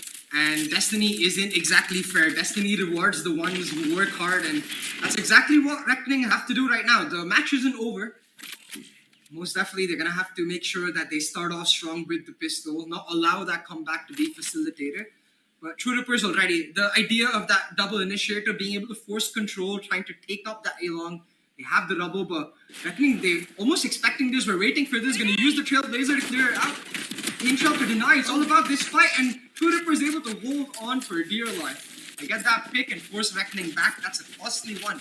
No Trailblazer to execute. Reckoning just blind gambling now onto the B side. Well, let's see. Well, I mean, at least they found the B side completely open. RU was going for a couple of spam, trying to soften some players up, but so far it doesn't seem like the case at all. Reckoning Esports being caught in such tricky shoes. They're starting to fall apart. I don't exactly like this extension they're trying to showcase towards the waterfall area, but they also need to get out of the deadlock, so it makes a lot of sense why they're trying to pull this one. But somehow, some way, they are able to manage to, or they have managed to creep all the way deep inside C. Spike plant goes down too. Tristan's going to be the one, or at least the key player to stay alive inside this entire scenario. It's a 2-on-3. Definitely quite a tough ask, but still, it is doable. It is pullable. And as you can see, Voya enters. Player standing. Yeah, they have doubled up, but the defuse is being stuck. Finally, Voya is able to deny it. Fundamentally, I definitely get the idea, but as you can see, it allows True Rippers to just focus on one point. In a 3v2, they're focused completely towards Waterfall. The fights are essentially asking for a miracle. I would have liked to see the Viper maybe stay back towards CT and try to get a pick, play that tiki-taka almost, where both players are bouncing off of each other and not necessarily playing it together. But hey, fundamentally, I do get the idea. You want to double up always in the post plant and try to stick together. And that was the difficult round altogether. But I think that round just spells what we're going to be seeing throughout this half. The idea of Reckoning here, defaulting, slowly trying to understand the control that True Rippers are taking and taking it back from them. But slow doesn't seem to be the name of the game when they've got just an eco. Deadly! Aye. He's going to regret missing those shots. Happens sometimes, though. You know what? Yeah. It's okay. It's okay. It happens sometimes. Deadly's been doing quite a lot of great carrying so far, so we can let one of those moments slide. But at least Warrior's got things under control. He's got things in check as he's going to redeem his teammate with that Marshall kill. And True Rippers, once again, are you left in quite a tricky spot to back away from? Good paranoia. Going to at least suppress the push for a while, but the plant eventually goes down. Reckoning Esports, they've got an entire wave of enemies just approaching them. Disrupt with the stun too is going to utilize that in the perfect timing. Nicely done. Disrupt able to make sure that anyone that stands against him will fall down and the graves will be dug. Warrior with the classic right kill, the best gun in the game. But eventually, Wimp will scoop things under the rug. And look at that cheeky smile on Wimp's face. He knows how close that round came down to. He knows exactly what could have gone wrong if that eco had been a thrifty instead for Reckoning. The comeback hopes completely doused, no chance of True Rippers pulling it through, but I must say, finding the perfect timing right there, the first classic shot, making sure he's able to then catch the Omen off guard to get the second, and what this has done is completely destroyed the True Rippers economy here, Necro. They're gonna play a bonus, but their bonus more looking like an eco. It is. Sheriffs and the only one single Bulldog. Even the armors, there's 2 light armors available and 1 full, but it's still not going to make a massive impact whatsoever. Reckoning Esports, well, they've got Flavin on the aggressive foot so far, as they've got the superior weaponry, signature guns, and they have all the odds stacked with them. The True Rippers, on the other hand, this round is pretty much left on a massive miracle and some heroic showcasing if they're able to do so. But this fake rotation being forced out, this is nice by Reckoning Esports. That fake presence towards C sort of managed to work out, and now look at them just walking slowly and steadily towards rubble. Yeah, I mean, I think True Rippers at that point, the IGL just making a gamble call. It is an eco at the end of the day, so just deciding to stack that C and hoping they push it through, which they aren't going to do. Reckoning realizing that that's stacked very likely wherever they should. The presence first, so they rotate back to that A side, and now it's just down to playing for exits for True Rippers, making sure they don't necessarily give away too many ult orbs, or especially Flavin or Trist, who are closing towards the ultimates respectively, and doing as much damage as they can. And as I say that, Reckoning actually commit that ultimate. I think it's just because Reckoning are not sure if True Rippers went for the buy or the eco in this round, so just expecting that possibility. Boya. To get that kill on occasion, that can be a massive opening if you look at it. But then you've got True Rippers with no other option than to just flood onto the site. But a good stun. The timing's going to work out perfectly well. Disrupt able to shut the man down in the front. But Woya, this timing that he's got is quite an insane one. Are you in the back lines? Maybe we'll just be able to shut down Woya. Trades happen back and forth, but in the favor of Reckoning Esports. Nicely done. Reckoning able to secure that round. That's going to give them one more round lead ahead of the players, the True Rippers. But now this is where they will be tested to the fullest potential, as both the teams are going to have the equal amount of weaponry, but still a little bit of disadvantage if you look at the side of Reckoning Esports, considering they have gambled up on the shields. Whereas like this insane wolf, he's just able to smell out the opponent's presence. He's found timing 2 rounds in a row right now. It's crucial really for that killjoy in that first flank, but hey, it's the buy downs that really will spell the tale of how this half will go. Reckoning once again on their standard default, taking up that C control, finding an ultimate off for free, and look at the amount of space they're able to get, but they're actually committing off of this time around, changing up their call. Deadly's got the space. They're still waiting for that reaction, don't necessarily want to force it, and with no reaction they realize they've got side for free. But that means True Rippers already ready for that fast retake, looking to flood out CT and Waterfall with a flank coming in from Techno. Yeah, Woya with Lurk 2 onto B was also able to create a little bit more paranoid situation for the opponents. So you can see them approaching the side so well and so cautiously. And Reckoning Esports able to situate themselves into the post-plan scenario so easily enough. Though Nana Swarm 2 to burn through a lot of time. And True Rippers, with only 2 players left alive, they haven't really got a lot of gun power to back them up. These 2 players will need these 2 players are going to mean world for them. And Disrupt once again pushing up against the odds, against the enemies, able to line 2 of them up, and unfortunately for him, did not expect the 3rd man over there too. There were 4 players on the main side. Yeah, and it's really that paranoia caused by Woya early that has him turning around, wondering if there is a late flank coming through, wondering, hey, what's going on? And technical pause called out. I wonder if that was a bit of a headphone, earphone issue maybe. We'll find out eventually, but again, you can see the strength of that Wiper Harbor setup here. They do the same default every single round, but how they actually proceed with the default is where True Rippers really have to make the right call. If they fast rotate, Reckoning happily able to get onto the A side. If they don't rotate fast enough, Reckoning happy to play the post plan. So with the question there on either side, how does True Rippers answer this? A lot of questions though, that's for sure. True Rippers should have gotten a lead in the attacking side.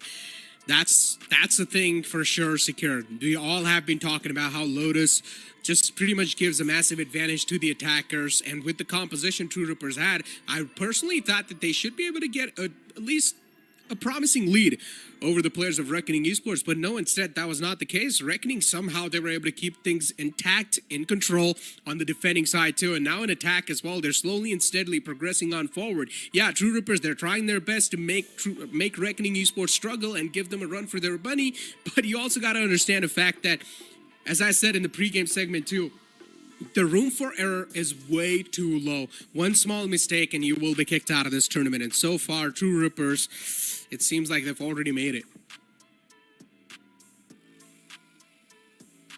Seems like it, but what you may see at the front is not actually necessarily the reality. True Rippers, they've shown their mettle before, you know. They've shown their capability to pull off insane comebacks. I still remember it. They got absolutely smacked.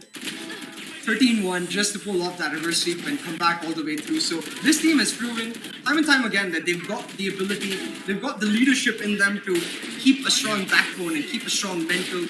So hey, I'm not going to count them out just yet, but most definitely like playing against that double controller means you now have to start adapting, and I actually want to see True Rippers playing aggressively. The double control is crucial. You get the race guy up rubble, it allows you to play much slower on your rotations and gives your anchors towards C a lot more information. They cannot make the A rotation fast enough if you have the double control, so getting that early double control, that will help them out, but it's not something they can do time and time again. They're going to have to be varied in their setups. They're going to have to switch it up. Just like you said, Reckoning did earlier in their own defensive half. You need versatility on Lotus, otherwise it's not going to work out. True that. True that. You cannot keep on repeating the similar pattern, then it would just be like the rounds being served on a silver platter to the opponents. They won't even need to do or that much amount of study to read you easily inside the rounds too. But yeah, I mean, you can take a look at these highlights as well, right? Things have been quite back and forth, to be honest. But at the end of the day, what matters is who's going to come out on top in those rounds. And Reckoning Esports in the first half as well, they have been the one to get things under control. And now even in the bye rounds, on the second half, it seems like Reckoning Esports, once again, they have managed to keep things in check for themselves.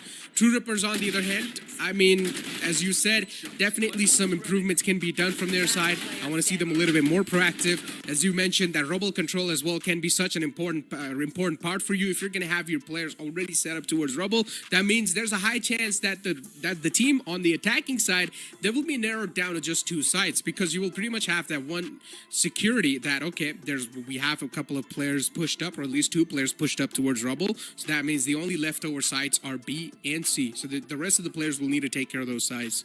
But once again, it's really tough to know what exactly is going to happen, because it's really been these type of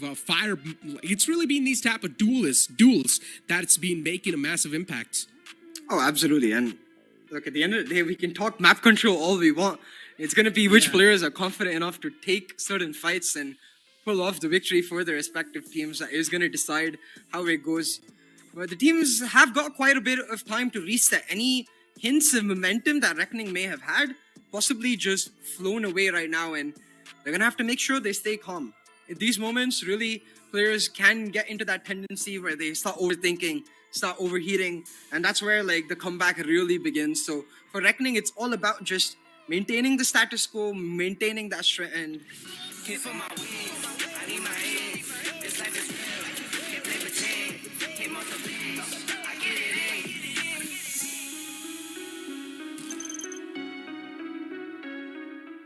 पता है ना तीखा खाने से क्या होता है burning हो जाती है burning first of all disturb my English is not that good if I screw it up forgive me just try to ignore okay try to read lips अबे पप्पी नहीं सब एवरीवन कैसे हैं आप सब मेरा नाम है क्रैट और मैं आपका स्वागत करता हूं बूम बॉट्स में इस सेगमेंट में मैं प्लेयर्स को बुलाता हूं और परेशान करता हूं मतलब उनको ऐसा लगेगा कि इससे अच्छा तुम दीवार पे सर मार लो बट आज के सेगमेंट में हमारे पास है Pixel and Disrupt I want you guys to look in this camera and at least tell your audience no who are you give your introduction please Hi, I'm Disrupt. My real name is Nerios Lico. I live in the Philippines. I play flex role for True Reefers. Hello, I'm Pixels, and I'm known for eating 20 missile power plates at once. ये एक achievement है ये achievement सबकी होनी चाहिए मिसल पाव बहुत तीखा ना हो कुछ जगहों पे पता है ना तीखा खाने से क्या होता है बर्निंग हो जाती है burning but never mind you know the rules this is whisper challenge वही चैलेंज है तो रूल्स भी होंगे. रूल्स सिंपल है काफी. 2 प्लेयर्स हैं, एक प्लेयर हेडफोन पहन के रखेगा, उस पे गाने चला देंगे फुल वॉल्यूम पे. उसको दुनियादारी का कुछ नहीं सुनाई देने वाला. अब मैं एक वर्ड बोलूंगा, उसको गेस करने का है, उसकी मदद उसका साथ वाला कर सकता है. अगर वो 2 से 3 ट्राई गलत दे देता है तो अब एंड ऑफ द डे जीत तो ऐसी है कि भाई दोनों को अगेंस्ट एक दूसरे के लड़ना ही लड़ना है. अब देखते हैं कि कितनी मदद करते हैं एक दूसरे की या गड्ढे में गिरा देंगे. तो चालू करते हैं. अब डिसाइड कैसे करें कि कौन पहले जाएगा. हमारे देश में एक प्रथा रही हमेशा से कि हम टॉस करते हैं, बट हम लक्ष्मी के साथ नहीं खेलेंगे. हम खेलेंगे हमारा national game, that is rock paper scissor. You know how to play rock paper scissor? ठीक है. So I will sing, you will do it. Rock paper scissor. So he won. Pixel gets to decide who will go first. Pixel, आप क्या कहना चाहते हैं? Disturb will wear headphones first, first, and you will help him. Yeah. Blade storm. Blade storm. Try to read lips. Lips. अबे पप्पी नहीं. Blade storm. I'll help. ये होता है एक सपोर्ट प्लेयर इंस्टेंटली मदद करने के लिए आ गए यहाँ पे. ये ताश के पत्ते की बात है यहाँ पे. Just a hint. You can show the camera. This is a hint. Jet Knives. You are around. Jet. Ultimate. Kunai. Apex Legend में है कुनाई रेत का item. Dude, you play this hero. ये बंदा खेलते हैं, पहला गेम खेला इससे. खतरे में है ट्रू रिपर्स का भविष्य. Time over. Time over. No. Over. Now you gave wrong answer. Blade storm. Blade storm. Oh yes. I don't know the names of the utilities. Second word. Showstopper. Showstopper. What's the word? Showstopper. Oh yes. Third. Riot Games. Riot. Riot Games. Yeah. Oh yeah. B main. B main. What? कान पकड़ ले ऐसे करके. इसे ना हो पाए हमसे. मैं प्रो कर सकता. हाँ कर ले. बहुत ही वाहियात drawing. Hit for my wins, I need my ends. This life is real, can't play pretend. Came off the bench, I get it in.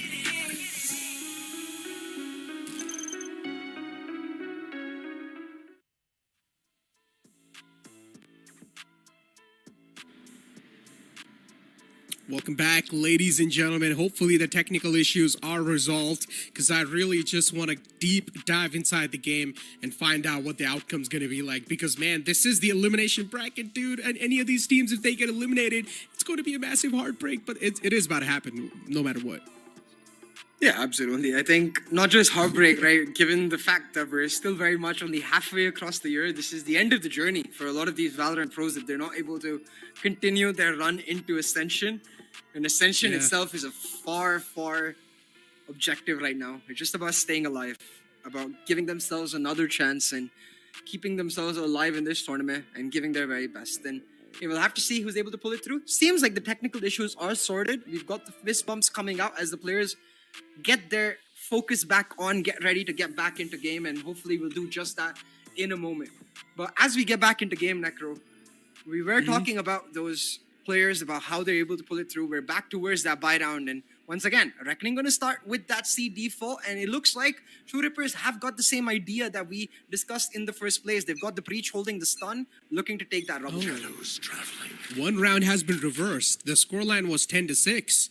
So I guess that round in itself, something happened there, which we got no clue. So I think we'll be able to find that out later on in the future. But that one round has been reversed, and even those technical timeouts, we all know it can prove out to be a massive momentum breaker. So let's see if that has affected Reckoning Esports or not, considering one round's being cut away from their account. So that should definitely be a massive sting to the heart.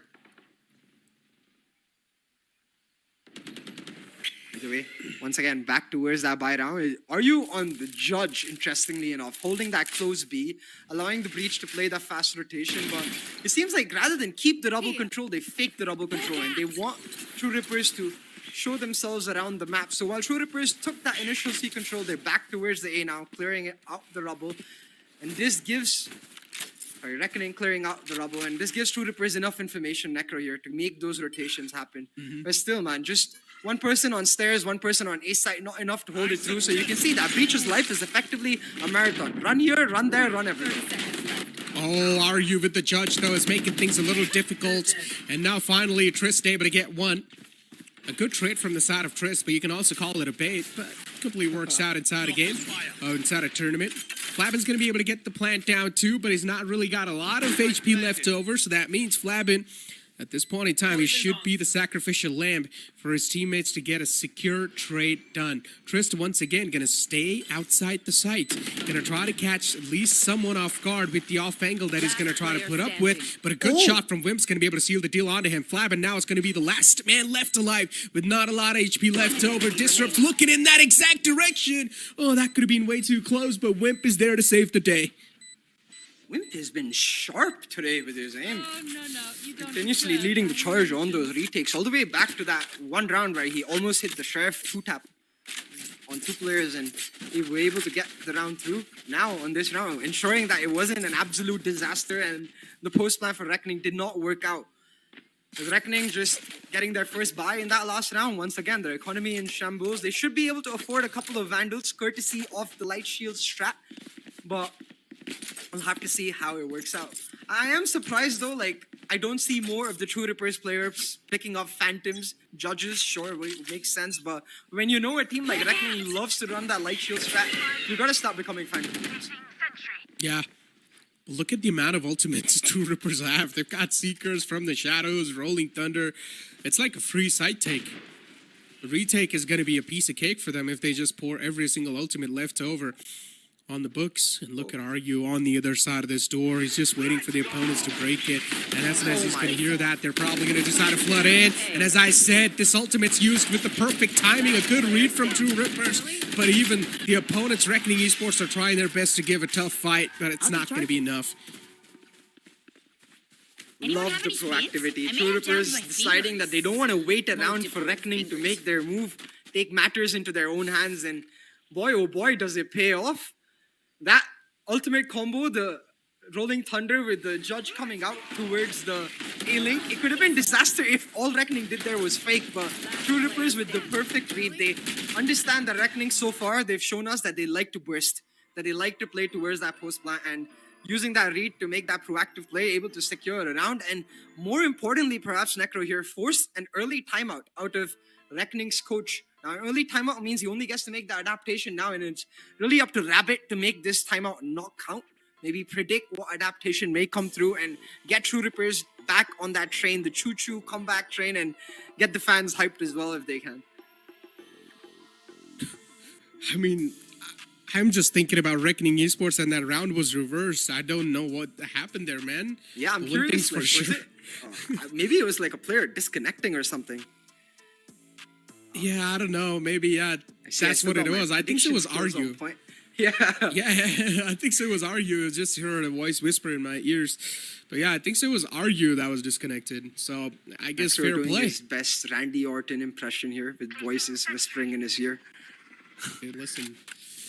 No, I don't Who you gonna RKO, bro? I hear a lot of those sounds, man. Okay.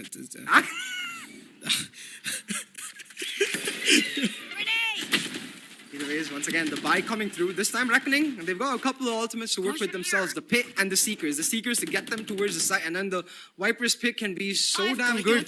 Play the retakes, but with the lockdown, the Seekers available for True Rippers themselves, it's a much harder task. Seekers popped quite early, actually. Harsh uses it towards that A site. Gets the info that the A site completely empty, but once again, like we talked about, True Rippers happy to play on the retake. Their lockdown already popped. While Reckoning should be able to get the plant, they will not be able to get into good positions for the post, so they're relying on their own lockdown to make things work out as a fast retake to deny it. This is a huge gamble here, Necro. Man drifted around the corner and somehow is still alive, but the lockdown will be dealt with too at the last second. And then they place lockdown of their own. What's going on? Things have been flipped on their faces, and True Rippers, they're ripping apart anyone from Reckoning Esports. It's all down to Tristan. This man is playing on the lineups too, but the lineup might just be a little late as it's already done all the way half. And the lineup's going to drop down. Okay, he's got it. It's okay. They've got a plenty amount of time. It's going to be an easy cleanup for True Rippers once again. But yeah, Don't even start that shit here, mate. Reckoning Esports, that's going to sting, dude. I mean, I understand. It is still a fair play, but considering that round being reversed, I mean, if I was Reckoning, I would have cried. I mean, it's a brilliant play over there by Wimp. It's a huge gamble, don't get me wrong, but he trusted his instincts and just went for it. It comes down to that 1v1 duel between Flabin and Wimp, and while you can curse Flabin all you want for not winning it, like, you're never expecting the Killjoy to push through a lockdown and try to break it in Seeker. That's like a pure gamble in that moment. Wimp makes the right decision, and sharp with his aim, certainly sharp with his brain. Wimp's really feeling himself today. Oh, hey, look at the bright side, though. That Reckoning Esports, now they've got their hands on the Reckoning. So that should be a free tide take, right? Now, they've also used the Blade Storm. Look at Deadly 10 already sneaking up so deep, but he needs to look at the right direction, and he doesn't in time. And Disrupt is going to make sure that he's going to deal with his opponent. Did not even get a chance to place his last wish. On the other hand, Voya tried to make sure that he's going to catch someone off guard with that lurk. He did, actually, but the instant trade was on the board. So far, True Rippers have got things under control. True Rippers here. Playing it calm, playing it patient, but still, even though it's a 4v3, it's into that Viper's pit. It's into the poisonous, toxic area that the Viper controls for Flabin. A step too far, Disrupt shuts him down, and now no bodyguard for that Viper. Triss, he's gonna have to play this on his own. Gets a 1-for-1, but with him going down, that's the Viper's pit done. And just like that, True Rippers, not only do they pick up the round, they pick up the lead. Man, Necro, Reckoning threw everything they had into that round. And I don't mean like in terms of ultimates, I mean in terms of strategy. The protocols coming in place where when they understand the enemy is playing for the retake, Deadly, he tried to take more space. That did not work out. Voya tried to make the flank happen so he could catch someone out. That did not work out. And at that point, they're like, okay, what can we do? And I'm sure that's playing in their minds right now. Guys, what the hell? What can we do? Well, cards revealed, man. And now Reckoning Esports, it seems like at least that they have fallen on top of their faces, and the opponent has taken the lead away too. This is a desperate time for Reckoning Esports. And one thing is for sure, this matchup, man, is going to be so exhausting for the players of Reckoning. But so far, once again, True Ripper was able to take the heat against the players of Reckoning. Once again, they've lost out on the man number. Reckoning Esports really just struggling to keep the man advantage in their hands, and they've also got the spike controller right off the bat. So yeah, that is stars being aligned at its prime.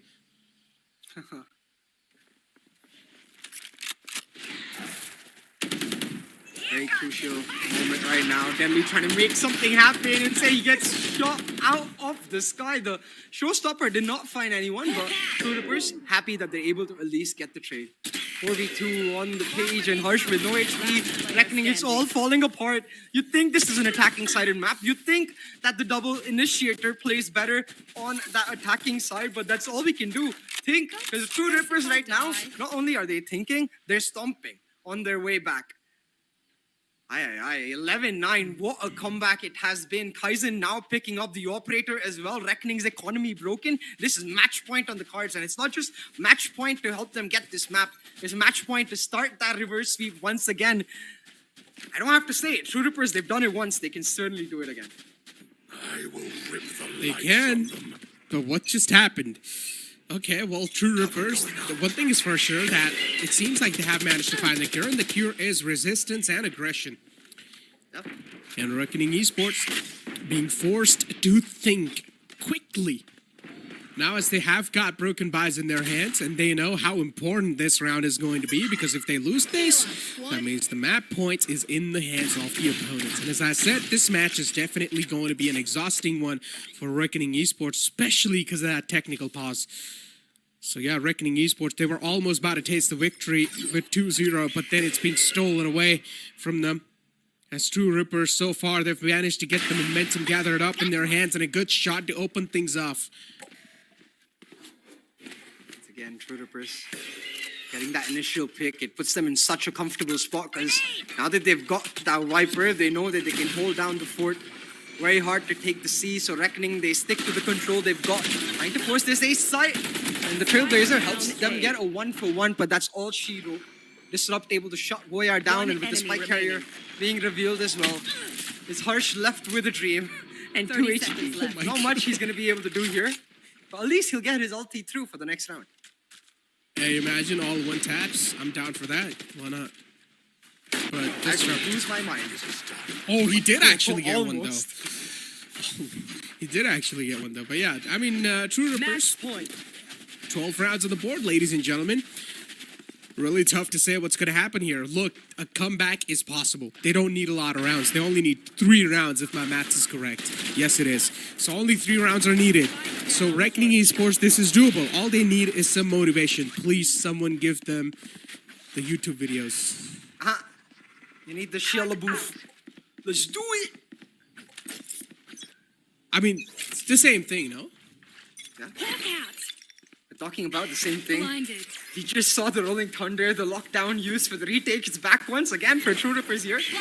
Reckoning, they've got their own to play with, and it seems like they've just made up their mind. They want to hit this ace side. They want to play that post plan, but the setup from True Rippers, almost expecting this. Raise Omen already on the flank, the lockdown to play that retake, and Reckoning now in a very difficult spot. The lockdown for lockdown will make sure that they at least get to that post plans, but it's really all about the flanker.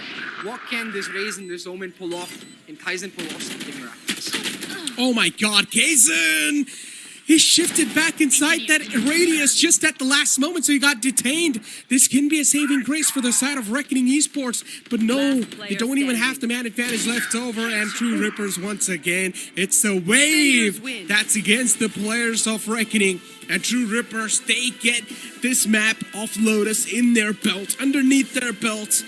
But yeah, that technical timeout for Reckoning Esports is going to sting so much, but it's okay. Now it's time to get your mental reset and prepare for the upcoming map. Lotus was a great map. It was a close map, but at the end of the day, it's time for us to push to a short break, and we'll be right back. Hit for my wings, I need my hands. This life is real, can't play pretend. Came off the bench, I get it in.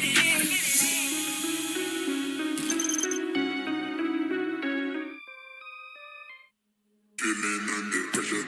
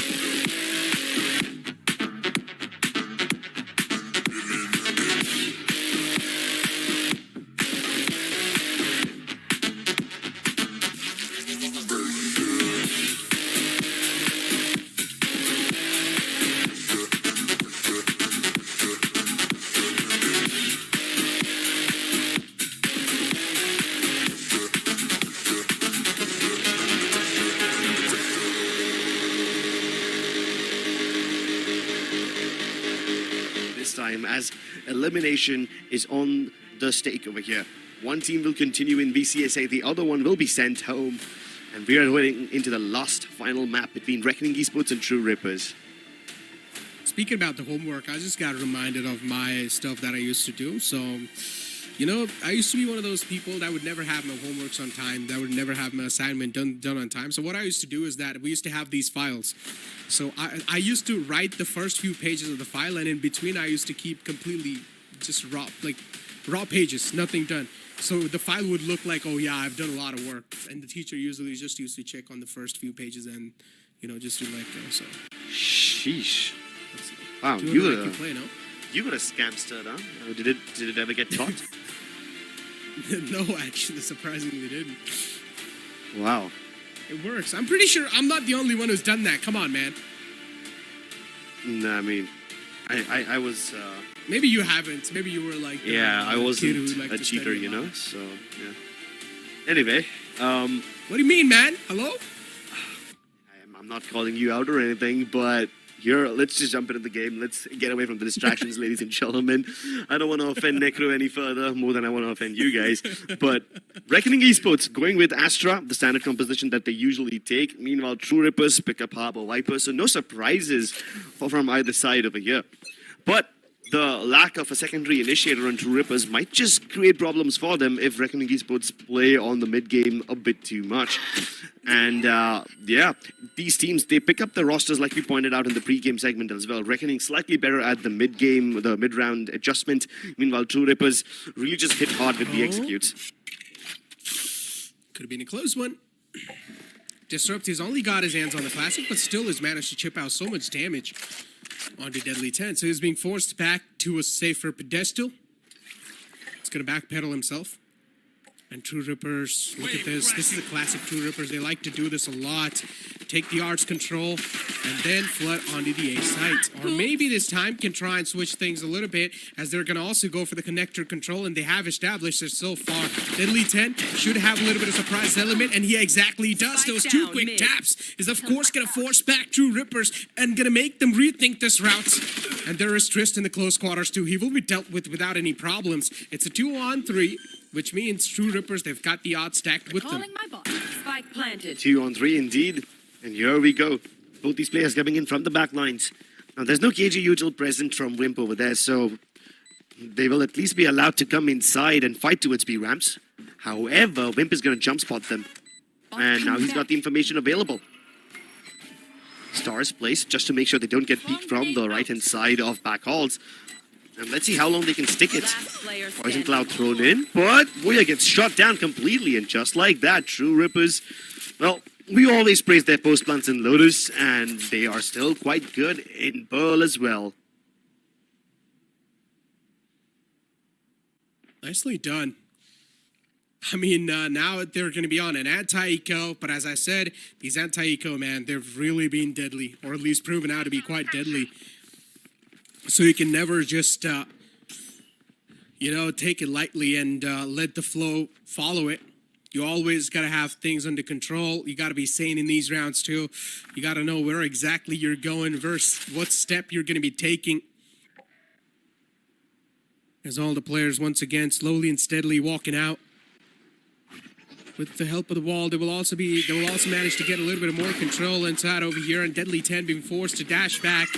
The Sheriff so far is being suppressed by the wall, but not anymore. Deadly 10's able to find that opening. A great kill on Decays, and that's going to be the first bird that's been taken care of. Wings clipped, and even Voya from the back is able to strike down the players in the front. This is not a good news for the side of True Rippers. They cannot lose out on any more guns. If they do, this is going to be a successful anti-eco for the opponents. So Reckoning Esports so far able to land all the shots, but at the shorty in the close once again, will be able to strike Techno down. Not around the players of True Rippers really wanted to have. Definitely not. Maybe Aryu can recover this to some extent, but planting will still be difficult. Uh-oh. He's in dangerous waters now. And he is the man who controls waters. There's no escape avenue now. He's trapped in here. I'm surprised he doesn't get pushed while he's reloading. But none of them want to face him. None of them want to give him the opportunity. Voya dealt with. Vandal out of the hands. That was the only guy who had a gun. And he's isolating these fights one by one. But finally, Trist comes in to save the day. Reckoning Esports gets so many frag on the back of those flashes. You first had Trist tossing them over the walls from B-Link on towards the pillar so that Voya could peek. If that's not enough, then Harsh can flash for himself and treat himself like a duelist in order to get all those frags required. Great adjustments from Reckoning Esports as they fight on the back of their utility. Right there. I told you, man, these anti-ecos, they've been deadly than ever before. And yeah, it's really crazy how in Split 2, in the playoffs especially, how teams are actually even having hopes of winning these anti-eco rounds. Because I clearly still remember in Split 1, the chances of a team winning anti-eco were next to none.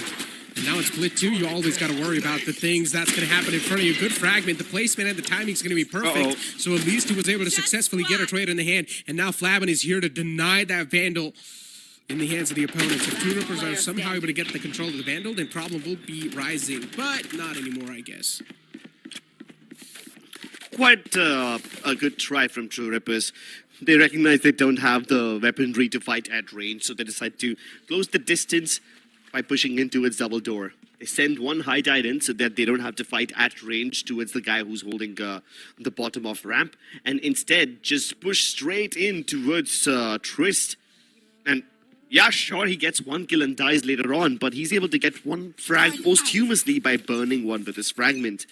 Great follow-up from the rest of Reckoning Esports as well, as they prevent any leaks. Freeze suppressed. Oh, that's a lot of info. Yeah. Oh, 4 players, man. Stacked at the same time. There's an entire Kaja util dump outside B2. Good contact, or at least good connection, and the visual info. Now that's going to be secured. You do see an instant rotation being pulled in too from the side of Reckoning Esports to the B site. So the rotation is going to be quite quick this time. And yeah, True Rippers, they're going to be met with resistance. So much resistance. There's so much util in the way. As soon as True Rippers try to enter, Reckoning pop the nebulas, they pop the nanoswarms, and they push them back. They knew for a fact that True Rippers will try to flash ahead of those nebulas and try to fight. So now they deal with the 2 people who are capable of doing so. Both Kazin and Techno taken off. Wimp can't even have a fallback avenue because Deadly surrounding them. And these 2 players, they're trapped.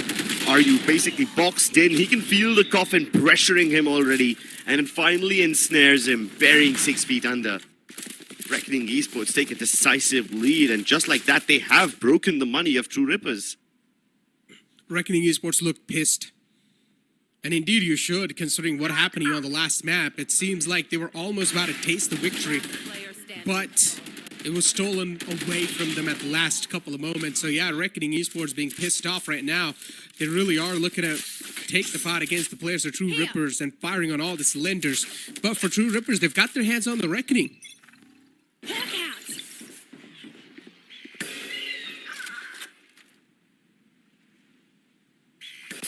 That's a cool shot from Wimp. Oh, another one from Kazin. What is it with True Rippers? Like, every time they're on an eco, they start hitting these nutty shots and they start getting all these kills. Wimp gets one towards Art, then Kazin pulls one out of the hat from B Long. And just like that, they've got the advantage that they need. They've got the ultimates too. Wimp recovers the Vandal, and now this might just be a round that True Rippers can convert. They're both ready to dive out of this toxin screen, and Kazin jump peeks across. Harsh can't do anything. Reckoning Esports are falling like flies. Defenseless flies, that too. Yeah, still lockdown available though. Voya can try to use it, but I highly doubt, considering Reckoning Esports know it's almost done at this point in time. Unless someone's able to go in absolute berserk mode, then maybe we'll try to use it. But yeah, no. A Thrifty being pulled out. Nicely done from True Rippers. As you mentioned, yeah, this team really is able to pull things back into their court, especially on those eco rounds. I don't know if it's True Rippers hitting some really nutty shots on the eco rounds, or if it's Reckoning Esports underestimating them and offering them fair fights, which they have a chance of winning. Bit of both. Probably a bit of both, yeah. I mean, I haven't seen a team be able to convert so many eco rounds this consistently, you know? And so far, they only have 2 rounds. Both of them have been ecos, so this must be some kind of pattern that is just very, very reminiscent of True Rippers. It's got their name written all over it. 3-2, man. And a tactical timeout from Reckoning Esports to rethink what exactly is going on. They've lost 2 Thrifty rounds at this point. 2 eco rounds, that's what I mean. And indeed, it is going to be quite hurtful if you're going to lose rounds like that, because as we all know, how much impact these eco rounds can have inside a game. It's crazy. Let's take a look at what's happening so far. True Rippers have attacked the B site quite often. And they do it in multiple ways. Sometimes directly out of ramps, sometimes out of crunching via mid-link. You haven't seen too much A pressure yet. Maybe this could finally be the round where they go in there. I mean, partially True Rippers haven't pressured A so much because Reckoning Esports have also been playing very aggro over there, right? This is one rare round where the Killjoy setup from Voya has been moved towards A rather than B. But Deadly 10 feeling a bit adventurous, pushes all the way out, only to get plucked off by Disrupts off. Now, you don't usually see a Viper hopping often. Fake dash and a fake lockdown. This could be wonderful. I mean, considering that already an opening has been found on the B site. So yeah, they really do want to rely on this lockdown.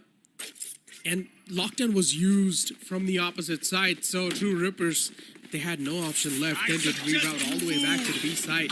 It can be a really good decision if they're able to make this execution quick enough. The Reckoning's definitely going to force every single player on the side to fall back, and it was only in the name of Triss so far.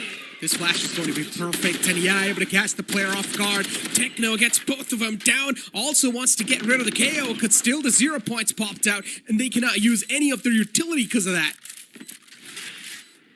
Now they've got everything they need. They can use the util.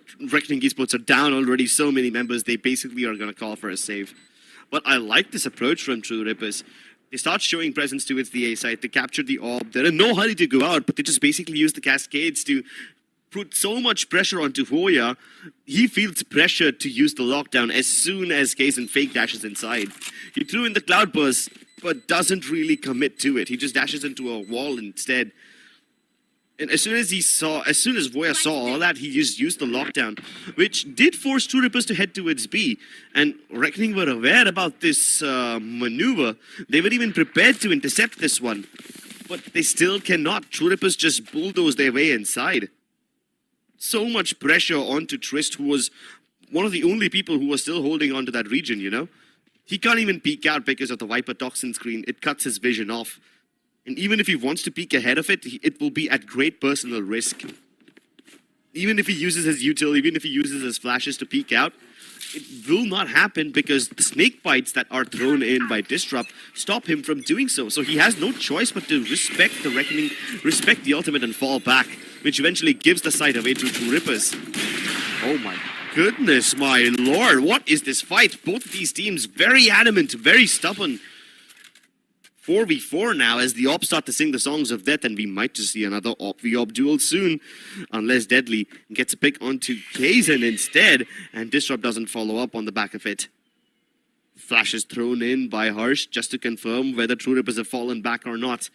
And it confirms their presence over here. They're still stood by tide. Cloudburst, we've seen this before, but no commitments yet. Twist is able to spam one down. Kaizen out of the picture. And once again, True Rippers try to go for the same True Rippers try to go for that same fake, but this time it's not working. Reckoning Esports are holding on to this area really, really well. Yeah, but once again, the problem starts is that the initial hit fails, and that's why now True Rippers, they're just falling on top of their faces. Last man with the operator in the close range. This seems next to impossible, and he's probably going to get knifed. Oh, no, that was a little bit of disrespect moment. And yeah, Deadly tend to close it off. But solid done, as I said, it's all about the initial hit. It didn't work out. True Rippers committed a lot of stuff on that initial hit, and just because that was being stopped successfully enough by Reckoning Esports, yeah, True Rippers were not able to get a lot installed. But what I'm seeing here is that how quick Reckoning Esports are with the rotations that they're making, it's really just impressive. It indeed is. The speed of rotations for Reckoning Esports is immaculate. And I didn't think I'd get to see a knife attempt this early in the game, but hey, like I said, this has to be some of the most entertaining matchups. Both these teams. The value that they provide to the viewers, it's nuts.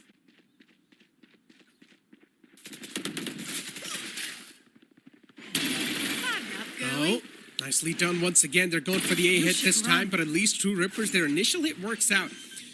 And they're left with a 4-on-4 situation to deal with. Deadly 10 with an off angle on top of the box on the arcs.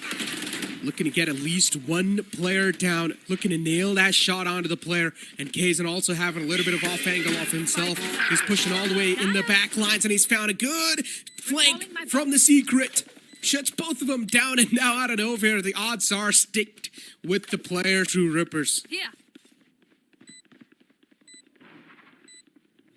And I mean, what can they even do? Reckoning have been saving since quite a few rounds now. It really does feel like Reckoning Esports are playing the Save Simulator 2023. He's deadly over here. He's playing some dangerous games. Still wants to challenge the fight. Still wants to make sure that True Rippers don't save too many weapons, but ends up losing an AWP in the process. So yeah, this math doesn't really math out for me. At least Voya is able to keep his Vandal alive. Will he get to save it though? They're kind of hunting him down here, and he lives to tell the tale. You win some, you lose some. But for now, True Rippers, every time they get into these post-spawn situations, I'm just so baffled at how good they are. I mean, they lost quite a lot of players in the process, you know? But then comes Kazin. He's able to find an opening. Multiple, actually. He's able to sneak through and just completely destroy the retake before it even begins from Reckoning Esports. 4-4 is the scoreline so far. Flabin with the Cosmic Divide, Hirsch with the Seekers. Some valuable assets that they have got available. And as you can see, Reckoning Esports as well. Once again, they sort of should have an idea incoming that there is a probability of a B hit coming in. And yeah, that's what's probably going to happen. You can see True Rippers just stopping in the tracks, and this Hawk is just going to confirm that. The guiding lights confirm the entire presence, and now the Seekers as well from the side of Reckoning Esports are going to be out to cause a little bit more distraction.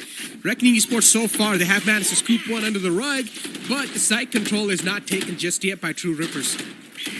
And I don't think it will be possible for them to take it either. Reckoning Esports are just popping in and out of this high tide. They're playing them like a fiddle. Smoke denials are useless for True Rippers because Reckoning just respect them zero. They do not care about these smokes at all. They use them like barriers that they can just pop in and out of. Finally, the Viper Spit will be respected. But I'm pretty sure that the moment they tap the spike, Reckoning Esports will flood into that toxin screen. They're already cutting off the escape avenues. And they now know that RU is on the other side of the screen. Wow. He will be isolated from his teammate, and they both get sprayed down. Really interesting stuff, but yeah, tactical timeout. This is needed. That's for sure. True Rippers. I mean, yeah, once they were able to get their hands on the A side, they were able to successfully do that too. But still, both of the hits, if you speak about it, Reckoning Esports have managed to counter those. So there is a possibility in the future rounds too that Reckoning Esports should probably be able to counter those pushes too. So this tactical timeout is definitely needed to probably reroute and rethink on how exactly Reckoning Esports' rotations are working. Now for Reckoning Esports' entire retake to fail is one thing they need to do is cut off the rotation of Reckoning Esports, and how they can do is send one man on the lurk. Yep, that's definitely true. Sending one man on the lurk can be the solution to a lot of these problems. And keep in mind that Reckoning Esports, they do rotate quite quickly. So even if it's not necessarily a lurk, right? Even if it's just a player who's on the other side of the map making noise, it will draw out rotations from Reckoning Esports and make your fakes much more believable. Spreading out might just be the solution. Now, whether you want to spread out in a defaultish way to sell misinformation, or you want to create gaps and have your lurkers just sneak in, be ninjas, that is up to you. Both those options sound lucrative enough. But the point that Necro made, it definitely made sense over here. Plenty of options available for True Rippers. Which one do they choose to exercise? I mean, they can still go for the brute forces. You know, they have the Reckoning available. On to RU. And it seems like they're not listening to that. So they're just going to stick together for now, for the time being. Cascade sent down to its B ramp. There's even Trailblazers and everything being deployed, but barely any commitment on the back of it. I suggest you move. And when the commitment does come through, it's after the Cascades have expired. Cosmic Divide has been put down this time, and it's cutting off Heaven as well as B-Link. But look at this. True Rippers, they actually want to push all the way up close to get the shots off. And the shorty is immaculate. They even fall back to safety. And now Reckoning they have barely any space to let the retake come through. How will they mount it?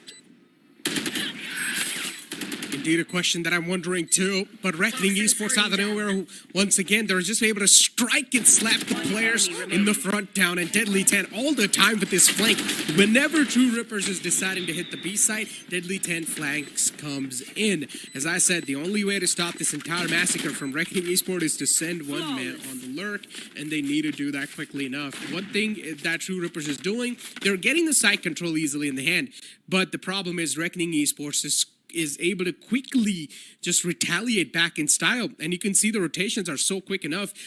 So True Rippers, they're able to get the site control. All they need to do is send one man on the lurk, and that shouldn't be that tough. Even if that man on the lurk is able to find Deadly 10, still they won't really need to take care of the backlines. That can be such a huge sigh of relief. Exactly.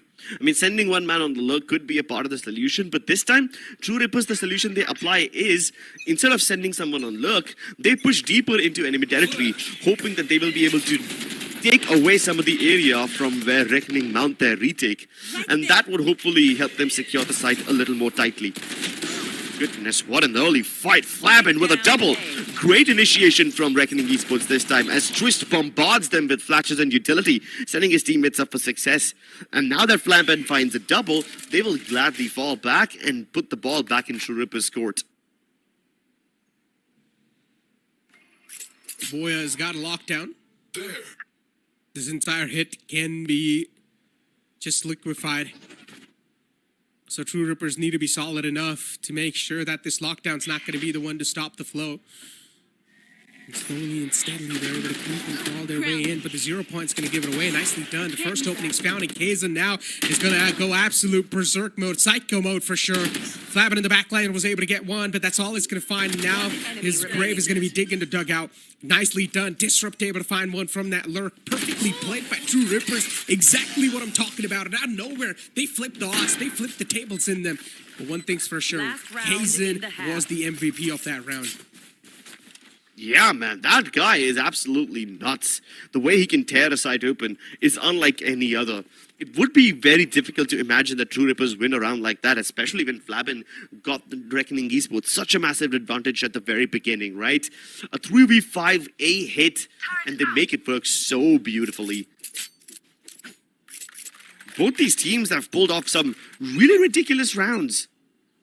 Reckoning Esports have been able to mount some really cool retakes. Meanwhile, True Rippers just keep winning these thrifties, keep winning these 2v5s, 3v5s so often. It's almost like logic has left the chat entirely. The team with the disadvantage ends up winning rounds consistently. So you yourself are left scratching your head, wondering where on earth are these people going wrong? Told you, man, since the start, this game has just been... I mean, weird wouldn't be the right word to say, but yeah, it's just really been tough to recognize the patterns. Yeah, that's true. But True Rippers, at least inside this round, though, as they try to go towards the B site. But because of that early guiding light, it gave their presence away. So now they've decided to reroute, and they use the exact strategy. They've sent one man on the lurk, and Wimp might just get caught because there's a player in the front out of that double doors area. They've got the A side control so far. Wimp with the lurk is, of course, going to be a massive asset for this entire push, and he needs to stay alive and do something at least. Kazan gets cut off, so that's going to be the first man taken care of. But Wimp is still up and alive, and his flank is coming in from the connectors area. The alarm bot's going to give his presence away, so at least now they know that the Wimp is still on the flank angles, and now Disrupt is all by himself to pay the post plant. Wimp gets taken care of, and Disrupt has got too many to cover. Reckoning Esports barely lose any HP in the process. Forget about losing members. A flawless round to finish the half. And that's the power of Reckoning. They just bob and weave in and out of the smokes that True Rippers put up. They even use their own lockdown just to make things a little more difficult. And as True Rippers are trying to escape away from the site after getting that plant down, Reckoning Esports catch them with their pants down. I mean, True Rippers in the past two rounds, they finally did what I wanted them to do. They sent the man on the lurk, especially Disrupt. One of those round two, he had the key placement with the lurk too. He was able to find one, and pretty much True Rippers were able to win that. Then later on in the upcoming rounds, Wimp did the same thing too. But unfortunately for Wimp, the alarm bot was placed so deep inside connector. And honestly, you cannot even blame him. It's so tough to expect alarm bot over there, man. I don't exactly know what type of setup that was, but definitely if that worked out, so I guess it's a 200 IQ setup. ladies and gentlemen, we're going to have this Philips One Plate giveaway that's going on. You guys all probably know. But once again, we are letting you guys know how important this is. It's free to win, man, so you might as well just go and scan that. But for now, we're going to take a short break because we need to catch a breather and also get hydrated. You guys do the same. Hit for my wings, I need my eggs. This life is real, can't play pretend. Hit on the bench, I get it in.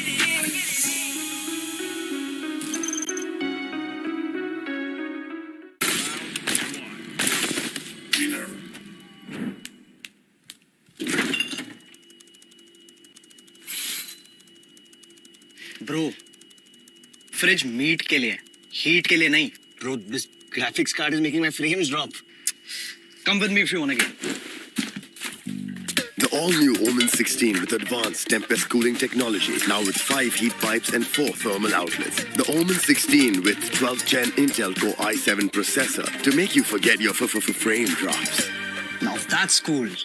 Game on with Tempest cooling.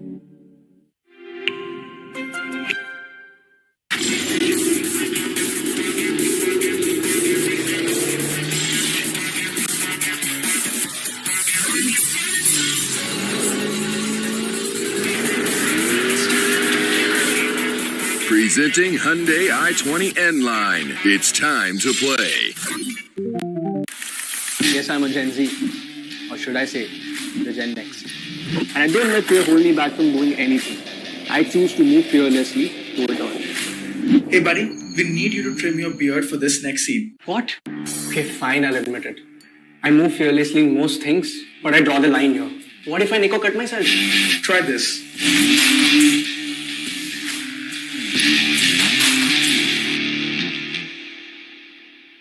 Phillips. Hit for my wings, I need my eggs. This life is real, can't play pretend.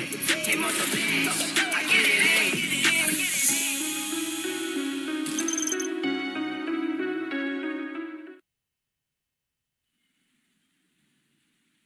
Welcome back into the second half. 7-5 is the scoreline so far. Reckoning Esports able to have a little bit of cushion, but as I said, it's only a little bit of cushion. You cannot rely on that cushion. Reckoning Esports need this pistol round in the hand, and so do their opponents. This pistol round is such a desperately needed one. Let's see what type of strat we're going to see from Reckoning Esports. Maybe a fast one. Time to hunt. Trailblazer sent in from Harsh towards a long. Meanwhile, the rest of his team is sneaking in from Art, and they're about to make a quadruple contact. Techno's only able to get one.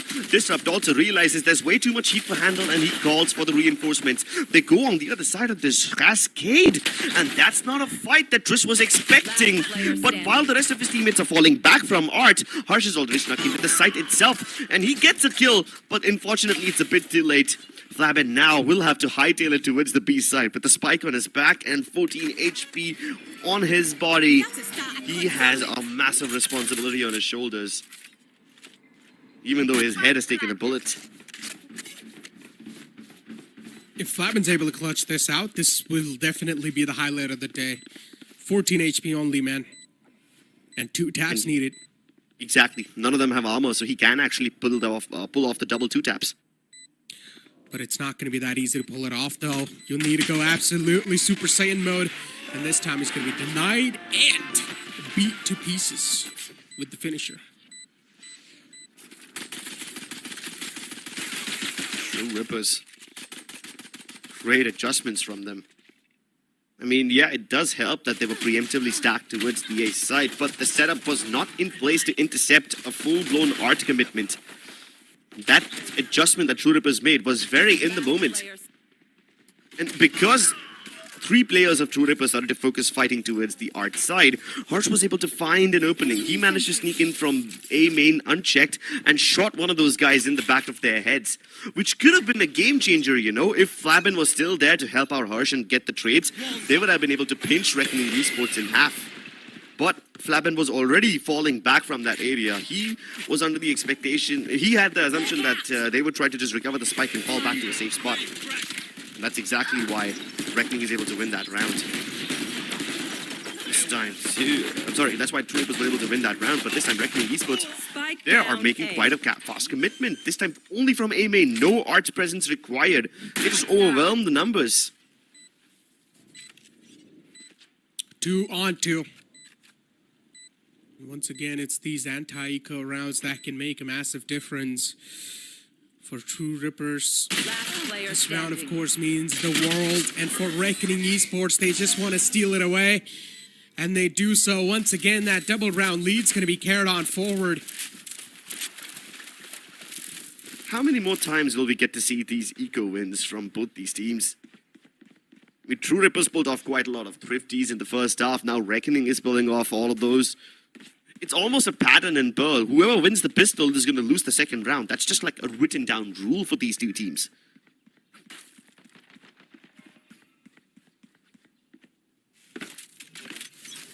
Speaking of that, and yeah, now that True Rippers are being forced on in eco, this is definitely stars align type of moment for the opponents. Good kill from the side of Reckoning Esports. Nicely done. Hirsch able to recover and get things back into control. And Kazan on the opposite side is pushing up all the way deep towards the B-man area. Has managed to find so much map control. I've got your And trail. I think so soon enough, Flabbin should be dealt with if he's not going to check his back lines quickly enough. Nicely done. Seeker's going to give the position away, so they know very exactly the player's position on the site. Yep. And after figuring out the positions, all they have to do is rest mouse one. Reckoning Esports continue with their lead. Continue pressuring onwards. And no eco wins for True Rippers this time. Not even a single kill. Reckoning keep it clean. And you love to see it. And so far, as things have been working in the favor of Reckoning Esports, they have managed to get one more round lead. Now finally you're seeing True Rippers back on the full buy for themselves. This operator from Kazan will be once again their win condition, so Kazan needs to be feeded a lot of kills.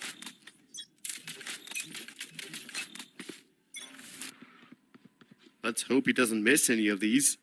It's quite a hefty investment. After losing the pistol, one would have assumed that Kazan would have had this op available in round 3 itself, but no, he has to wait till now. And now that his position's given away, he will be suppressed, so say goodbye to his ability of dashing back. Best that he can do is hope that as soon as Reckoning peek out of that toxin screen, he gets a couple! And he gets 2 of them in the same shot! The collateral's impressive in the third one too!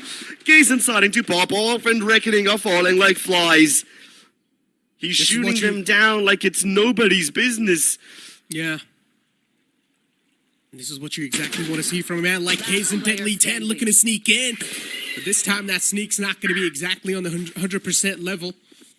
And Flabbin's position compromised too because of the guiding light. You know where Flabbin is. The guy's got an entire firing squad in front of him, and Kazan with a 4K. A monstrous play.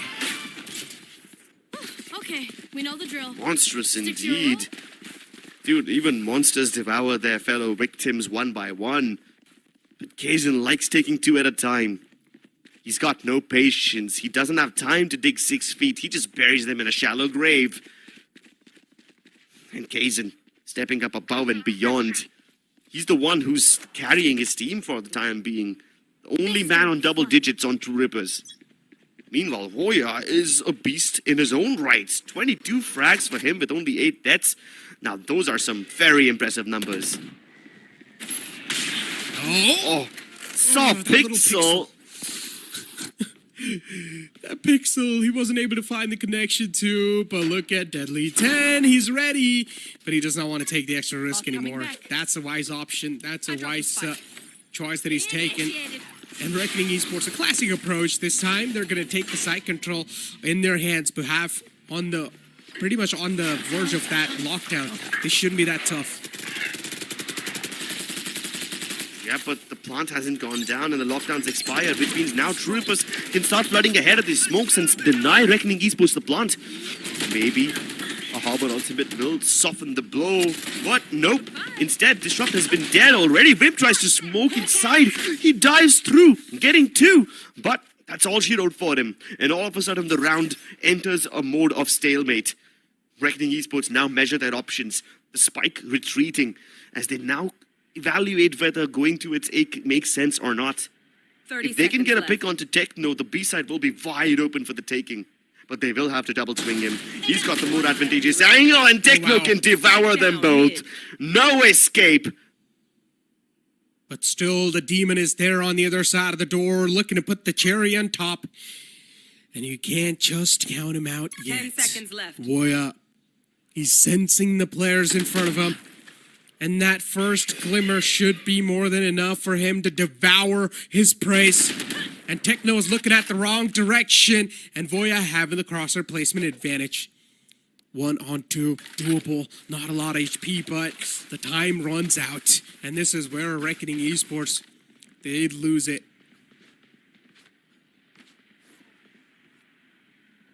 True Rippers, what can I even say? This man, Kaizen V, have been singing his praises all throughout, but this time, it wasn't even him. Everybody else also stepped up so well. Wimp diving through all that util. Bravely on the back of Ryu's ultimate, gets a double. Reckoning Esports can't even get the blunt despite committing the lockdown. Well, I'm starting to get nervous. Kaizen's up close. Voya challenges him. And both these players, the two juggernauts of their teams, facing each other, dealing with the deadly people. Deadly with the fake dash, though. I wonder if that will draw in some rotations from True Rippers. For the time being, they can go back to their defaults. They have the man advantage, and they don't need to make any moves now.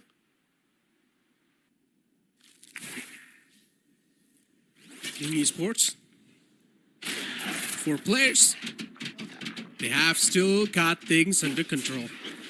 Deadly 10 also retrieves the Vandals, so yeah, even if he is going to run out of the Blade Storms, he's at least got the backup plan ready. Shoot enemy downs with the Vandal. So far, You are divided. it's just an absolute quiet moment. And they're going to place the Cosmic Divide down too. B-side's going to be the way to go for them, and Reckoning Esports have already made it in. They found a lot of map control off of that. Trailblazer approaching the opponents. Techno's going to also concuss the players in the front. But this time, Deadly 10, that heroic approach is not going to work out. He gets clipped right off the bat. Flabbing on the other side of the door, looking to put the cherry on the top with the help of Tristan. He exactly managed to do so. Classic out in the hand, but the burst is going to click right perfectly on the opponent's faces.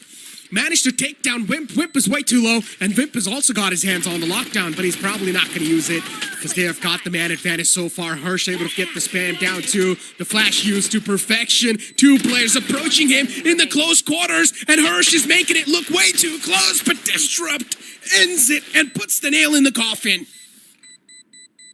Scores equalized. True Rippers, they are also at 9 now. What a round from them, man. I really thought that on the back of that Cosmic Divide, Reckoning Esports will be able to get a lot done, and they did.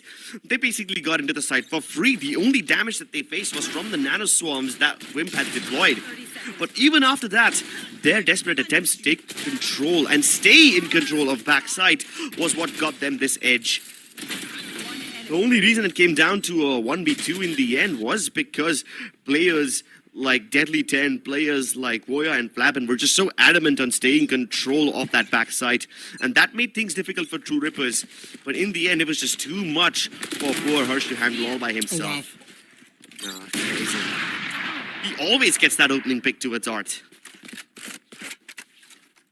Really good one too. I mean, we had this conversation, right? Kaizen being the win condition, this man needs to be feeded those kills. And yeah, being able to find that opening all the time and just already forcing the opponents to start off with a massive man disadvantage. It's just putting so much pressure on Reckoning Esports, and it's really making them rethink what they want to do. And you can see, once again, rerouting their way towards the B side. Every single player is pulling back towards the B main. Okay, this is a fast commitment. I'm worried about Flabbin. He's trying to push all the way in towards the defender spawn, and this could be a bit dangerous. The Seekers being present all towards defender spawn as well. Just kind of tell Reckoning Esports that no backstabs are coming. That's exactly why they're comfortable falling back all the way towards the top of ramp. This lockdown doesn't affect Reckoning in the slightest, and they've got so much post-plant utility available. Nano swarms, fragment as well. All they have to do is just buy time. Solid flash, and even the snake bats are there to force the players off of their position. There was a gravity belt utilized, but Unfortunately, no one's going to be found behalf of that. And look at True Rippers just straight up sticking the defuse. There was a body block coming in too to make sure that he's going to be blocking all the bullets. But it's an entire firing squad of Reckoning Esports. True Rippers, they gave it a shot to go for the defuse, but it didn't really work out when you've got so many bullets just penetrating through your body. Exactly. So much utility to delay the defuse.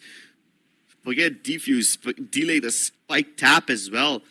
And even when you start tapping, no matter what you put up, whether it's a wiper wall, a harbor wall, a cove, even if you body block all of that, it won't be enough. There's a hailstorm of bullets headed towards you, and it's going to pump your guts full of lead.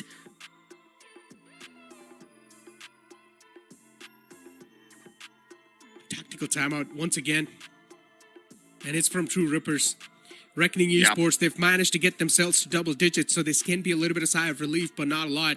Still, it's time for them to keep the game faces on and think for the future once again. And their coach seems quite, he seems quite passionate to tell them what exactly to do in the upcoming rounds. Yeah, one thing that Reckoning Esports are comfortable doing is that they know when to overcommit, when to fall back, when to stay in the side itself. And this time, almost the entirety of Reckoning Esports just decided to fall back because they were aware that WIMP passed that lockdown. As soon as the lockdown is placed, they would be trapped. So they planted also in the open, knowing fully well that their post-plant setups relies on having top ramp control rather than having the back halls control like last time. So that's the win condition for Reckoning Esports over here. Not just the op in the hands of Deadly 10, but also figuring out which area to hold in post-plant and continuing to stick to that area like one stubborn bull is what makes them very, very difficult to deal with. Oh my god. It's these pixel shots that really Kazan's not able to hit. And as soon as the first shot missed, yeah, well, your life is going to get compromised with and dealt with. Reckoning Esports, once again, a free flow on the B side without any type of struggles. But there is an ultimate available in the hands of Disrupt. But the problem is that True Rippers will need to make this count. Will need to make this round count. One dead. Oh my goodness, Techno's making it count. Double peek about to come through for Harsh, and he's able to spray them both. What an adjustment. He almost was on the verge of an ace before Woya steals it away.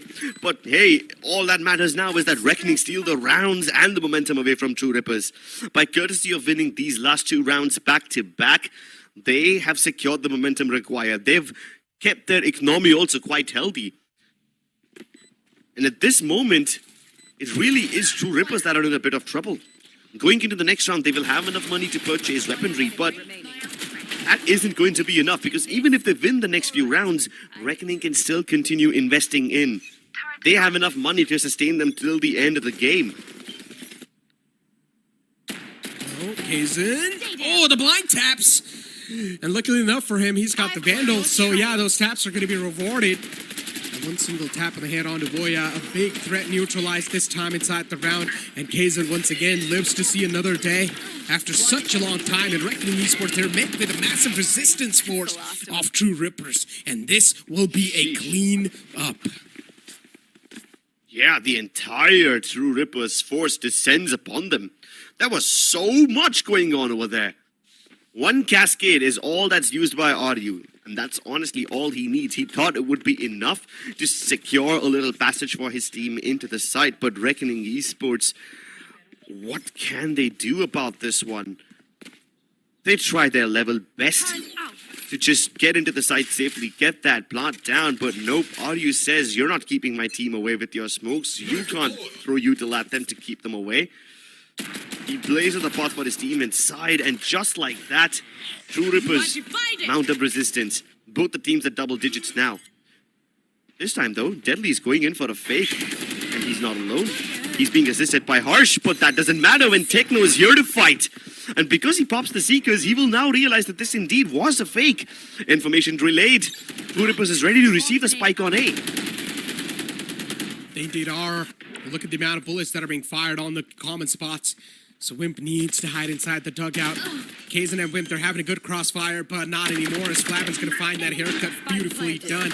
Wimp still from the dugout, able to find so much value. Gets the second one too with the spam. And Hirsch now from the backlines, from the main all by himself, is also being blocked the entire vision. He can't see anything. And Techno way too low for comfort, but it's not going to matter. He's still going to seal the deal. The reads from True Rippers in these last few rounds have been so immaculate. In this round, they just basically call out the bluff, call the fake.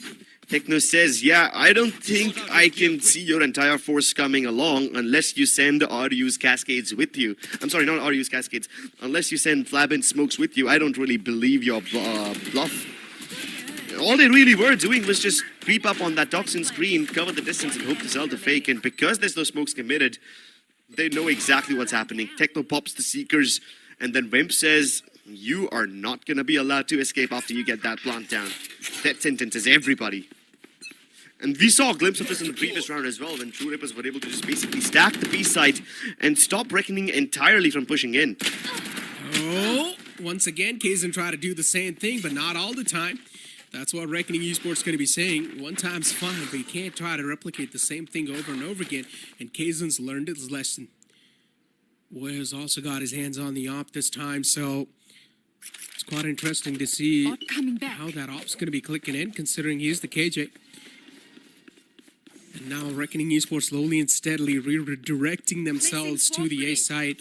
Dinosaur placements coming in too as well to clear out the close quarters and also to clear out any of the KG utility that's going to be available over there. So yeah, Reckoning Esports, these little mind games that they're playing, it's sort of like a fake being set up. The amount of utility dump that's coming in on the A sites. Oh yeah, they've also managed to pour the rotation. Exactly, that's the biggest concern. Techno once again realizes that this could be a fake. And it usually is Techno. It usually is him who figures out whether it's a fake or not, but this time he makes the wrong call and he can't even get into the right position. Trist is able to spray him down without a line of sight, and that's all that Reckoning needed. 3 on 5. It seems next to impossible to do. And now are you the last man alive, the final glimmer of hope? And he will need to fall back too. Just go for the save. You will need to let Reckoning Esports win this one. And True Rippers, I guess they're going to completely rely on their ultimates that they've got left over and on this overtime. And that is how you sell a proper fake. Reckoning Esports commit bodies to it, not just utility. With 3 members firing down personally, the utilities of 4 players present on A side gives True Rippers the illusion of a full-blown execute inbound.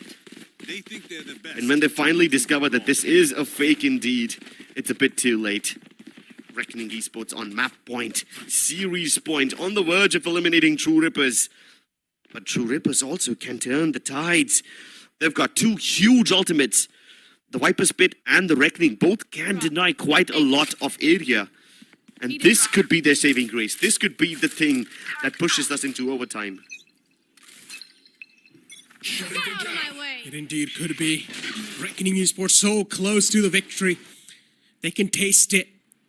But True Rippers, this counter push that is coming in from them, it's quite nice. And I like the adjustment too quickly from the side of Hershey. Realizes that he's about to get pushed up by a lot of players, so it's better for him to just fall back and let them have the control. Swamp Grenade out too to get rid of the KG utility that's available over there. Nicely done by Reckoning Esports. And slowly and steadily looking to slither in the side. They've already managed to get the shoulder control in their hands. And now they're also looking to get the entire side control, and they have done so. Right there. Oh, very risky plant spot for Flabin, but he is a man who's got cojones. He is comfortable taking the risks. Awkward 5v5 retake now initiated as Kaysen pumps the lead in. Desecrates Hirsch. The blades will be dealt with as it's up to Trist now to hold on to this area. Null command activated and Techno can't use flashes, but he can still use his gun, and that's enough. Another one onto Flabin, and we are indeed going into overtime. True Rippers firing on all cylinders, firing down every person of Reckoning Esports. That quick adaptation, they sort of knew that the same strategy will be repeating itself. So yeah, True Rippers knew exactly how to counter it this time. And now we're also going to overtime, ladies and gentlemen, where the sides will be switched. True Rippers on the attack and Reckoning Esports on the defense this time. And inside this overtime scenario, both the teams are going to be feeling the equal amount of pressure because this is the knockout game. And what better than an overtime in the knockout game? Both these teams playing for their lives in BCSA, sweating it out here in a lengthy, arduous, and extravagant affair. This lower bracket matchup couldn't have been any better.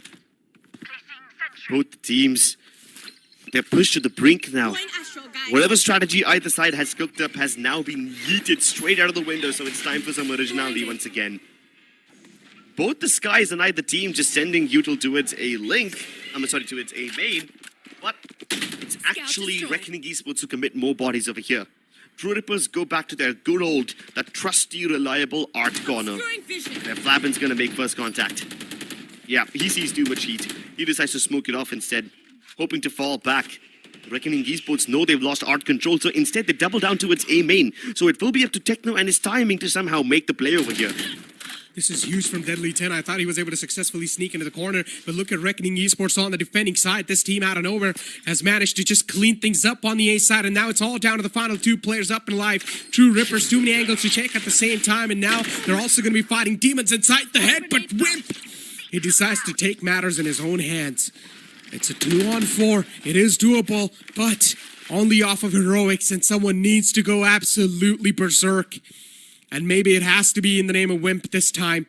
Are you left all by himself on the site? Wimp looking to charge in all the way deep towards the defender spawn, and he's not going to expect the man in the close, but it's not going to matter. Wimp still cuts him off. A 3-on-2 scenario. And now Wimp once again with only 70 HP left over. The amount of pressure this man's got left over on himself, it's crazy. Are you still able to stay alive and dug out? Wimp gets flushed out using the flash too. And Reckoning Esports, you blink it and you miss it. They clean it up. What an adjustment from Reckoning Esports. As soon as Flabin hears all those people charging down towards him, he instructs Deadly as well as the Sky to take A main control. And just like that, True Rippers were destined to die. The moment they flood into the site, they were crunched from both Flower, Dugout, as well as A main, from all three of those areas. But regardless of the number of people that True Rippers lost early on, I like how Wimp decided to take matters into his own hands, pushing all the way into its defender spawn to alleviate a little bit of that pressure. And then he even started playing on the back of that harbor utility, you know? He was standing on the edge of high tide, just hoping somebody would walk past. And he positioned himself appropriately so that he doesn't even get spammed through. But despite all that he was able to do, all that he was trying to put together, the puzzle had too many pieces and he didn't have enough time to put them together. Tactical timeout. And this should be the final one too. So you gotta say anything that you've got on your chest right here, right now. This is your only chance to convey anything to your team. And look at True Ripper's coach. He's literally started praying at this point. You can see the amount of pressure that even coach is feeling. And this is what we like to see when the players are feeling their nerves, but they've got no other chance than to hold their nerves with the guns and hit their shots right on the faces of the opponents. Hope can be a dangerous thing, but you might just get to see its power now. Early 0 point. This is going to land square towards heaven and instantly gets broken. No information available for Reckoning now. But Voya manages to get a nice cheeky angle. He might just surprise Wimp over here. The alarm bot hasn't been activated yet, so Wimp doesn't know that he's present over here. Meanwhile, Deadly is doing the most he can to attract as many True Rippers players' attention towards him. They just need to figure out where the AWP is. And hopefully not die in the process, because Kaizen can be quite lethal. Reckoning spreading out quite a lot. After showing presence towards B main, they now start to pinch A main as well. But the only person who can really make an impact over here has to be Voya. Alarmbot finally detected him, and he will fall back. That's his cue to join his teammates. And his teammates have already started to flood it in. Speak about the flooding in, and yeah, here we go. Site control is what's going to matter. They've lost out on the man number that they wanted, but True Rippers still, they've got the full force up and alive, and they're firing with the entirety. And out of nowhere, that's going to be it. True Rippers, somehow, they're going to take us to another OT. Overtime. Both these teams winning the defensive-sided rounds, keeping the game very, very interesting. I like the attempt that Voya made over there. He was really hoping that Wimp would be the first person to just peek out a little more. As soon as Wimp would die, then he could start sneaking in and maybe go in for a backstab. Because without that backstab, the only thing that Reckoning Esports could do is either exploit B main or A main, and that is quite vanilla. You need a little bit something extra to make these kind of rounds work in the overtime. Okay, this time Wimp gets detected by the 0 point, and he does it on purpose. Is he hoping to sell a fake? Well, doesn't matter if it is a fake or not. True Rippers are making their presence known towards A main, towards B link. And on the back of that, Poison Cloud, they even sneak up. The only person who could probably save this is going to be Deadly 10 now, because he's pushing all the way towards the top of B ramp now. And while he doesn't see anyone over here, Reckoning are so paranoid. True Rippers could be anywhere at this point. They indeed can. 3-on-4 scenario left over. This round, not just this round, man. Any single round is going to matter at this point. Every single step you take is going to matter. And Reckoning Esports, they have unfortunately got the man disadvantage inside this scenario, but they neutralize it off of that one single play. But look at Techno. This flank this man has managed to secure. It's crazy, and a good flash too, but it's not going to suppress a man like Flabin. Once again, 2 players left over. True Rippers. They're trying to do something off of that wall. Deadly 10 with this flank, with this operator. Is going to click in. A good shot onto Disrupt. And Disrupt this time is not going to be able to disrupt that flow as Deadly 10 connects those shots, those crucial shots, and gets the win in this round. One more round to go. Reckoning Esports, they're so close to win it. True Rippers were so paranoid about a person being towards A main. That's exactly why RU used his high tide to cover both main as well as secret. Match point.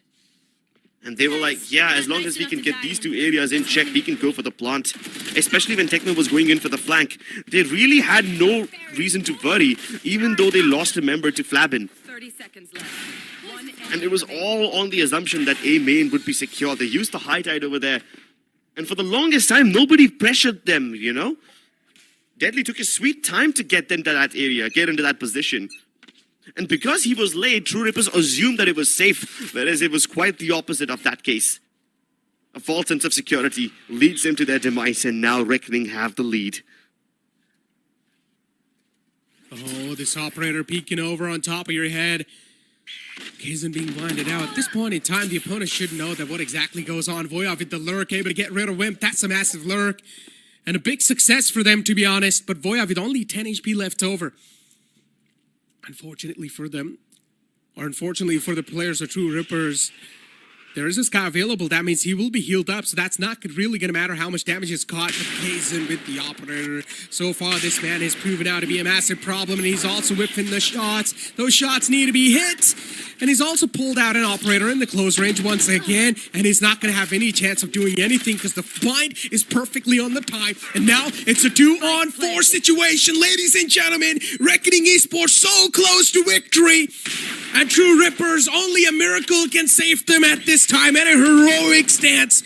Let's see if it's going to be possible or not, as Reckoning Esports looking to steal this win away from a contender that have been proving themselves from such a long time, not just in Split 1, even inside the Split 2, and this flank from Flabin should be everything.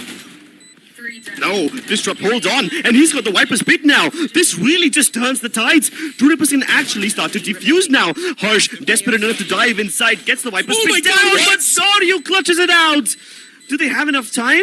I think they do. I think we're going to get another overtime. We are not done here. Reckoning Esports had everything going for them. The early pick that Voya got, that was everything they required. Killjoy setup down, and that gets rid of so much trouble that they have to face. Plus, even the AWP that Kazan was holding on to, it was just supreme. He was able to deal with everything that True Rippers were throwing at them. Dude, we had this conversation about how resilient True Rippers can be. They just don't like to give up. They like to fight till the end. And once again, they prove out how much they have got into them. A tactical timeout from Reckoning Esports. Everything the coach has to say should be said right here, right now.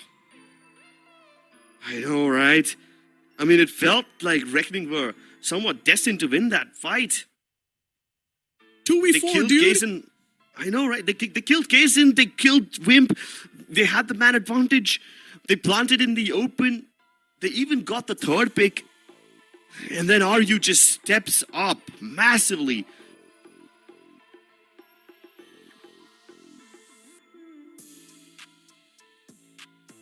Tactical timeout. These guys probably have a lot to convey. Right there. And considering Reckoning Esports, look at Voya, 28-16, an absolute demon. Man's able to fire on all the cylinders. Voya, Hirsch, these two guys have been doing a phenomenal job from Reckoning.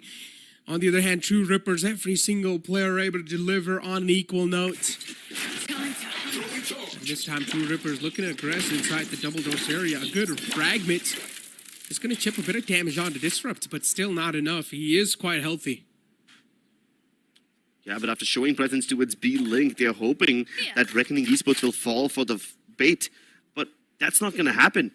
The forward positioning from Deadly towards B-Ramp tells them all that they need to know, and Reckoning can somewhat sniff this A-hit coming in. The concealment from Flabbin is a proof that Reckoning are aware about this one. And all they look to do now is get a kill onto the planter. They will just try to spam everyone down. No, but the plant goes through. It doesn't! The spike planter gets killed in the nick of time. Voya and her stepping up really well. At least Techno is able to somehow retaliate, somehow bring the fight back to a 3v3. But can True Rippers get into good post-plant posies? That's the big question over here. Oh my god, this flank. Oh, Deadly 10, this flank's gonna matter so much for Reckoning Esports. It's so valuable for them. And Reckoning Esports, for them to get this defuse done, Deadly 10 needs to pop off right there. Needs to get rid of the man onto the main, because that can be a massive threat neutralized. And look at True Ripper straight up just jumping in and flapping, gets both of them down with the shorty. Now it's all down to Wimp, and Wimp will be dealt with too. Reckoning Esports, especially Flab in a monstrous play in the end. Switching sides. And what a bait setup for Reckoning Esports. They tapped the spike. They know for a fact that True Rippers have faulted the plant. Someone can just stick in that corner and stay safe from all the spams, which means True Rippers would have had no choice but to just dive inside that smoke. And that's when the trap gets activated. Both the Reckoning players ready with their shorties, ready to burst anyone down who's brave enough to venture into the smoke. Right there. Sure, Deadly's flank failed, but he pulled away the A-main guy long enough to let the shorties do their job and secure the round. Once again, Reckoning Esports find themselves at a lead, but they better close this game out, because both these teams have been winning their defensive rounds, but they haven't been able to secure the second one. The flash, and what a spray test for True Rippers. These plays really just helping him out. Also sniffed the lurk. I guess we're going on another OT yet again. A 2-on-5. I mean, True Rippers have been able to pull these type of situations off underneath their belt. It's been a while since we've seen Reckoning Esports do these type of plays, and Deadly 10 still somehow, he hasn't even caught a single bullet onto himself, while Wimp and Techno both are softened up. 2-on-5. You can make this happen, but Deadly 10, this man's got some X-ray vision as he gets rid of Techno. 2v4. We've seen Reckoning pull off stuff like this before, but that was in regulation. The pressure in overtime is completely unreal. Luckily for them, the A site is empty, but they don't know that. They will still commit a lot of their utility, hoping to just get an advantage and hopefully just complete the spike plant. And while they will be able to complete the spike plant, they will have very little left to actually get into good post-plant posies and hold on to the advantage. Secret control taken. That's the only option they have right now. Meanwhile, True Rippers, they know they can push this into yet another overtime. They will just group up and try to hit them all at once. But Deadly 10, he's capable of doing it. Never mind. Kaizen and Disrupt just a bit too powerful. Yeah, the commitment from Deadly 10. As soon as he would have got that frag, he should have fell back. But instead, he went for more, and that's where things went a little bit south for them. But it's completely fine. Another OT, ladies and gentlemen. This game is being so back and forth. Always it's Reckoning able to win the first round in the OT, and then in the second round they're just not able to do quite yet. But I like the adjustments from True Rippers this time. They pretty much seal all the possible angles, and then this play from Techno. This was where they pretty much had the victory secured. Yeah, Techno, he has been stepping up so well today. And we always loved him as a Sky player. But today, he's even played a duelist role, and he impressed us with that too. Techno definitely stepping up to be one of the MVP players of True Rippers. And the best part is, this game doesn't seem like it's being carried by one person.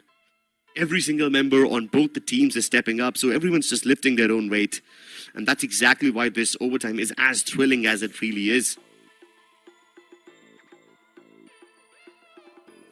About thrilling and... I don't think these guys can feel the thrill. What is going on? These Why guys- is this technical timeout here? Dude, whenever this technical timeout is here, I'm always worried about a round rolled back. That's what I'm worried about. And look at True Rippers, dude. They literally have their hands on the head. They can feel the pressure. Look at their faces, dude. I can't exactly believe being in this situation. The amount of pressure they have. Elimination at stake. A triple overtime already activated. Anyone would be feeling this much pressure. I'm surprised they can still keep their hands calm. If I was in their shoes, I'd probably be trembling right now. That's exactly Same. why I'm just a caster, not a player. Able to keep your head calm in situations like these is the way to go. And what type of communication's going on here? That's what I want to find out, dude. Because True Rippers, they look like they were just praying for their god. Is there a round rollback coming in? If there is, I hope not. whichever team this is going to hit, it's going to hit quite massively. And from the look of things, it did seem like the hit's going to come to the players of True Rippers. Hopefully it's not going to happen, as you mentioned, though.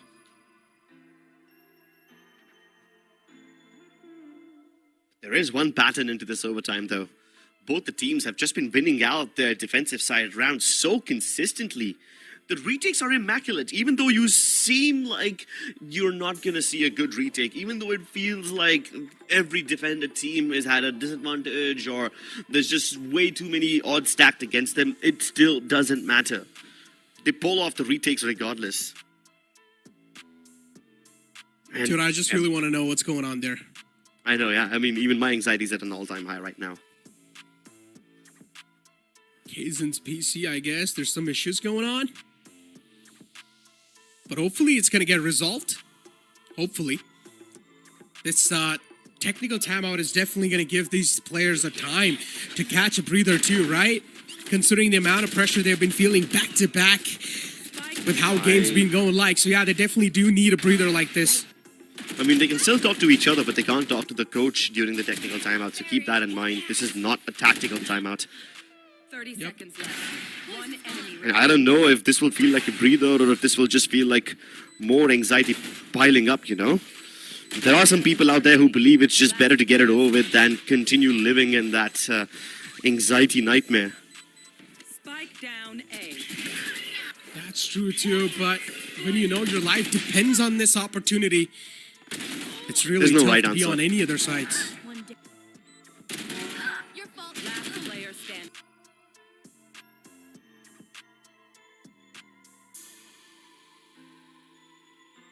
Sheesh. Pressure mounting. Heart rate spiking. Hands hopefully not trembling. And given the amount of pressure that these guys are feeling, I wouldn't be surprised if one of these teams get knocked down, sent reeling out of the tournament. 15 I like all. how chill Trist is. Look at him. Just Huh? in the back. Look at Trist. Just in the back. Man's laying back, relaxing. I think so. I think so. Everyone should do the same. But I've never seen Flavin like this, man. I know, He just right? seems so tense. I mean, look at his face. It's red, dude. Not even a joke. It's literally red. Yeah, you could feel that shade. All the blood rushing into his pale skin, adding a new gradient to it. Deadly seems the most chill out of everybody else. It's probably because of the chewing gum he's biting on. I don't know if it's just me, but whenever I'm chewing a chewing gum and I'm doing something, I can't focus properly. Interesting.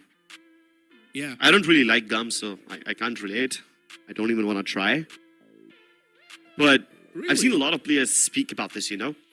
Excali, Deathmaker, and now Deadly. All of these guys just chew on something, you know? They keep snacking if snacks are available, or they just have like a gum popped in. They mentioned that it helps them deal with nerves, deal with anxiety. So you do you, I guess. Whatever helps float your boat. True that. And in these type of circumstances, you really do need to calm your nerves quickly enough. The players seem like they're touching their mouses, so yeah, I guess they're ready. I really just want to hop inside the game and see how it's going to look like. But the rounds have been just so back and forth, dude. Really tough to come to a conclusion. And yeah, the tactical timeout's been ended too. You can see the UI being taken away. So yeah, ladies and gentlemen, we're probably dealt with all the type of issue that we were having. And now we're going to deep dive inside the game. 15-15 was the scoreline. No rollbacks. We're good to go. Let's go. Let's get the show on the road. We have some risky plays already. Deadly with only one cloud burst, no updraft, and an op. This glass cannon will have to start ringing some bells over here. Pop flash at the ready. Just waiting for contact to be made. Oh, he steps on the other side of the poison cloud. Do they know that Trist is still over here? They might not check this guy. And they don't! Oh my god! He sprays them both down. A dink onto Disrupt as well.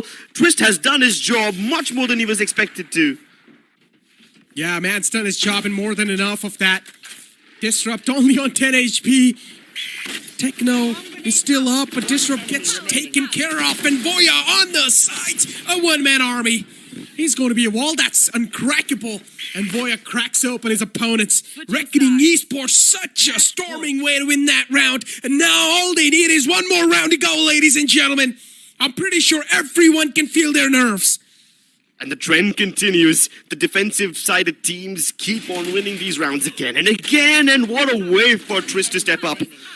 We saw him being very laid back, and that's probably what happens when your nerves are centered and your heart rate is stable.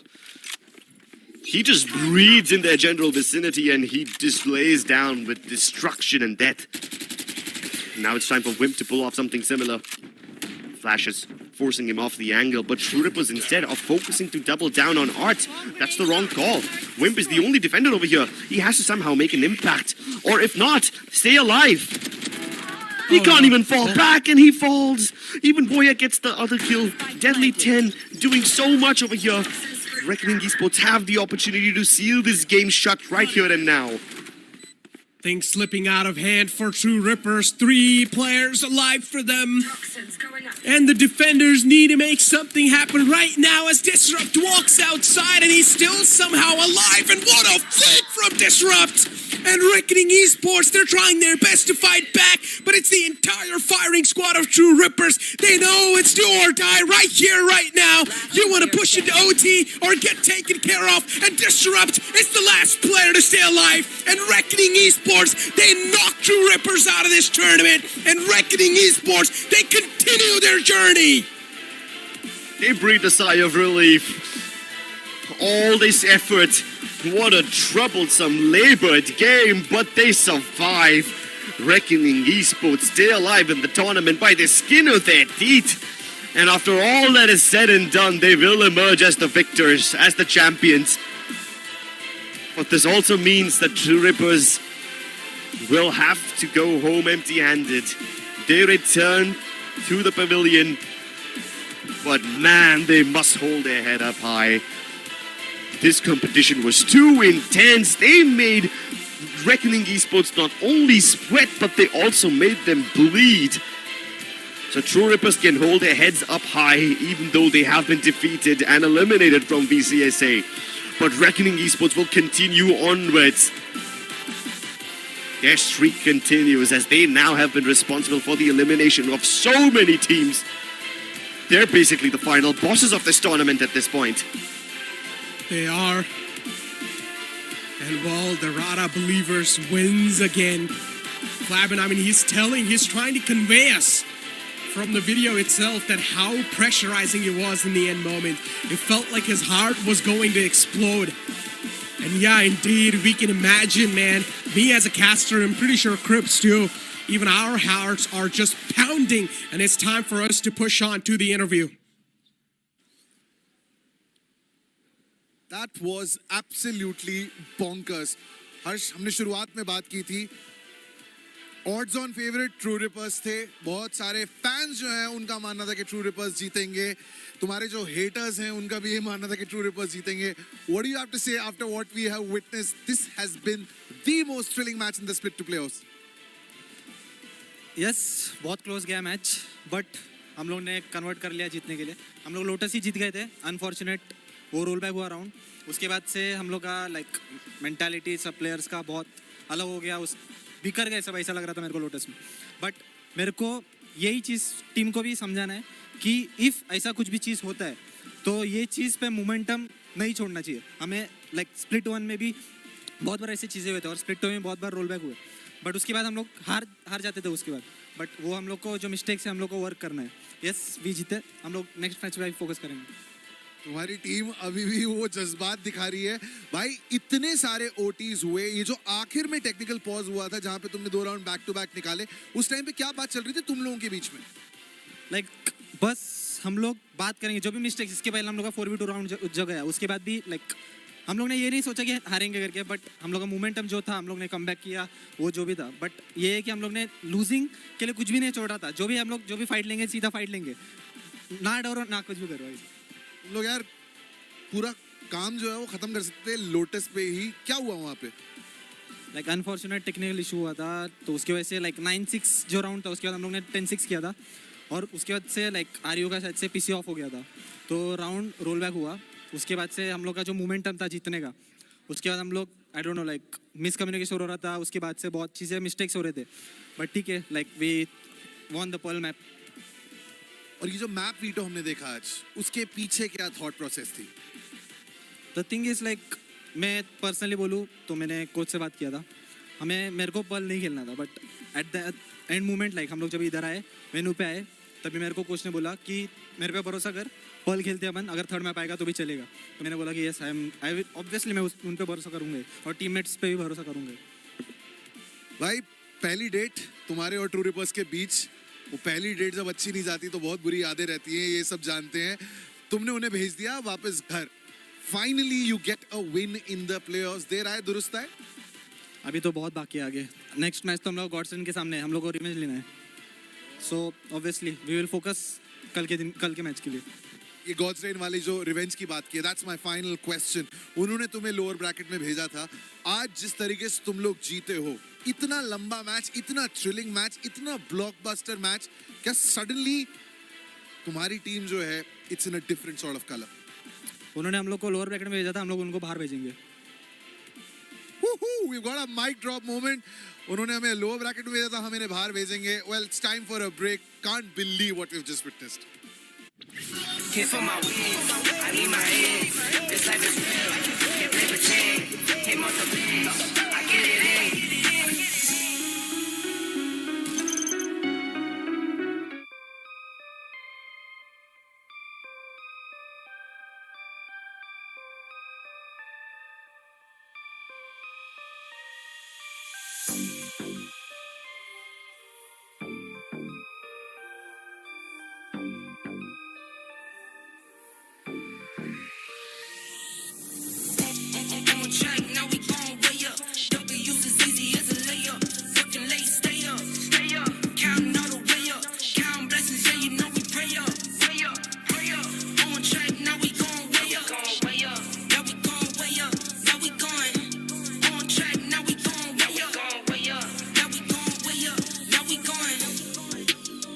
Same energy.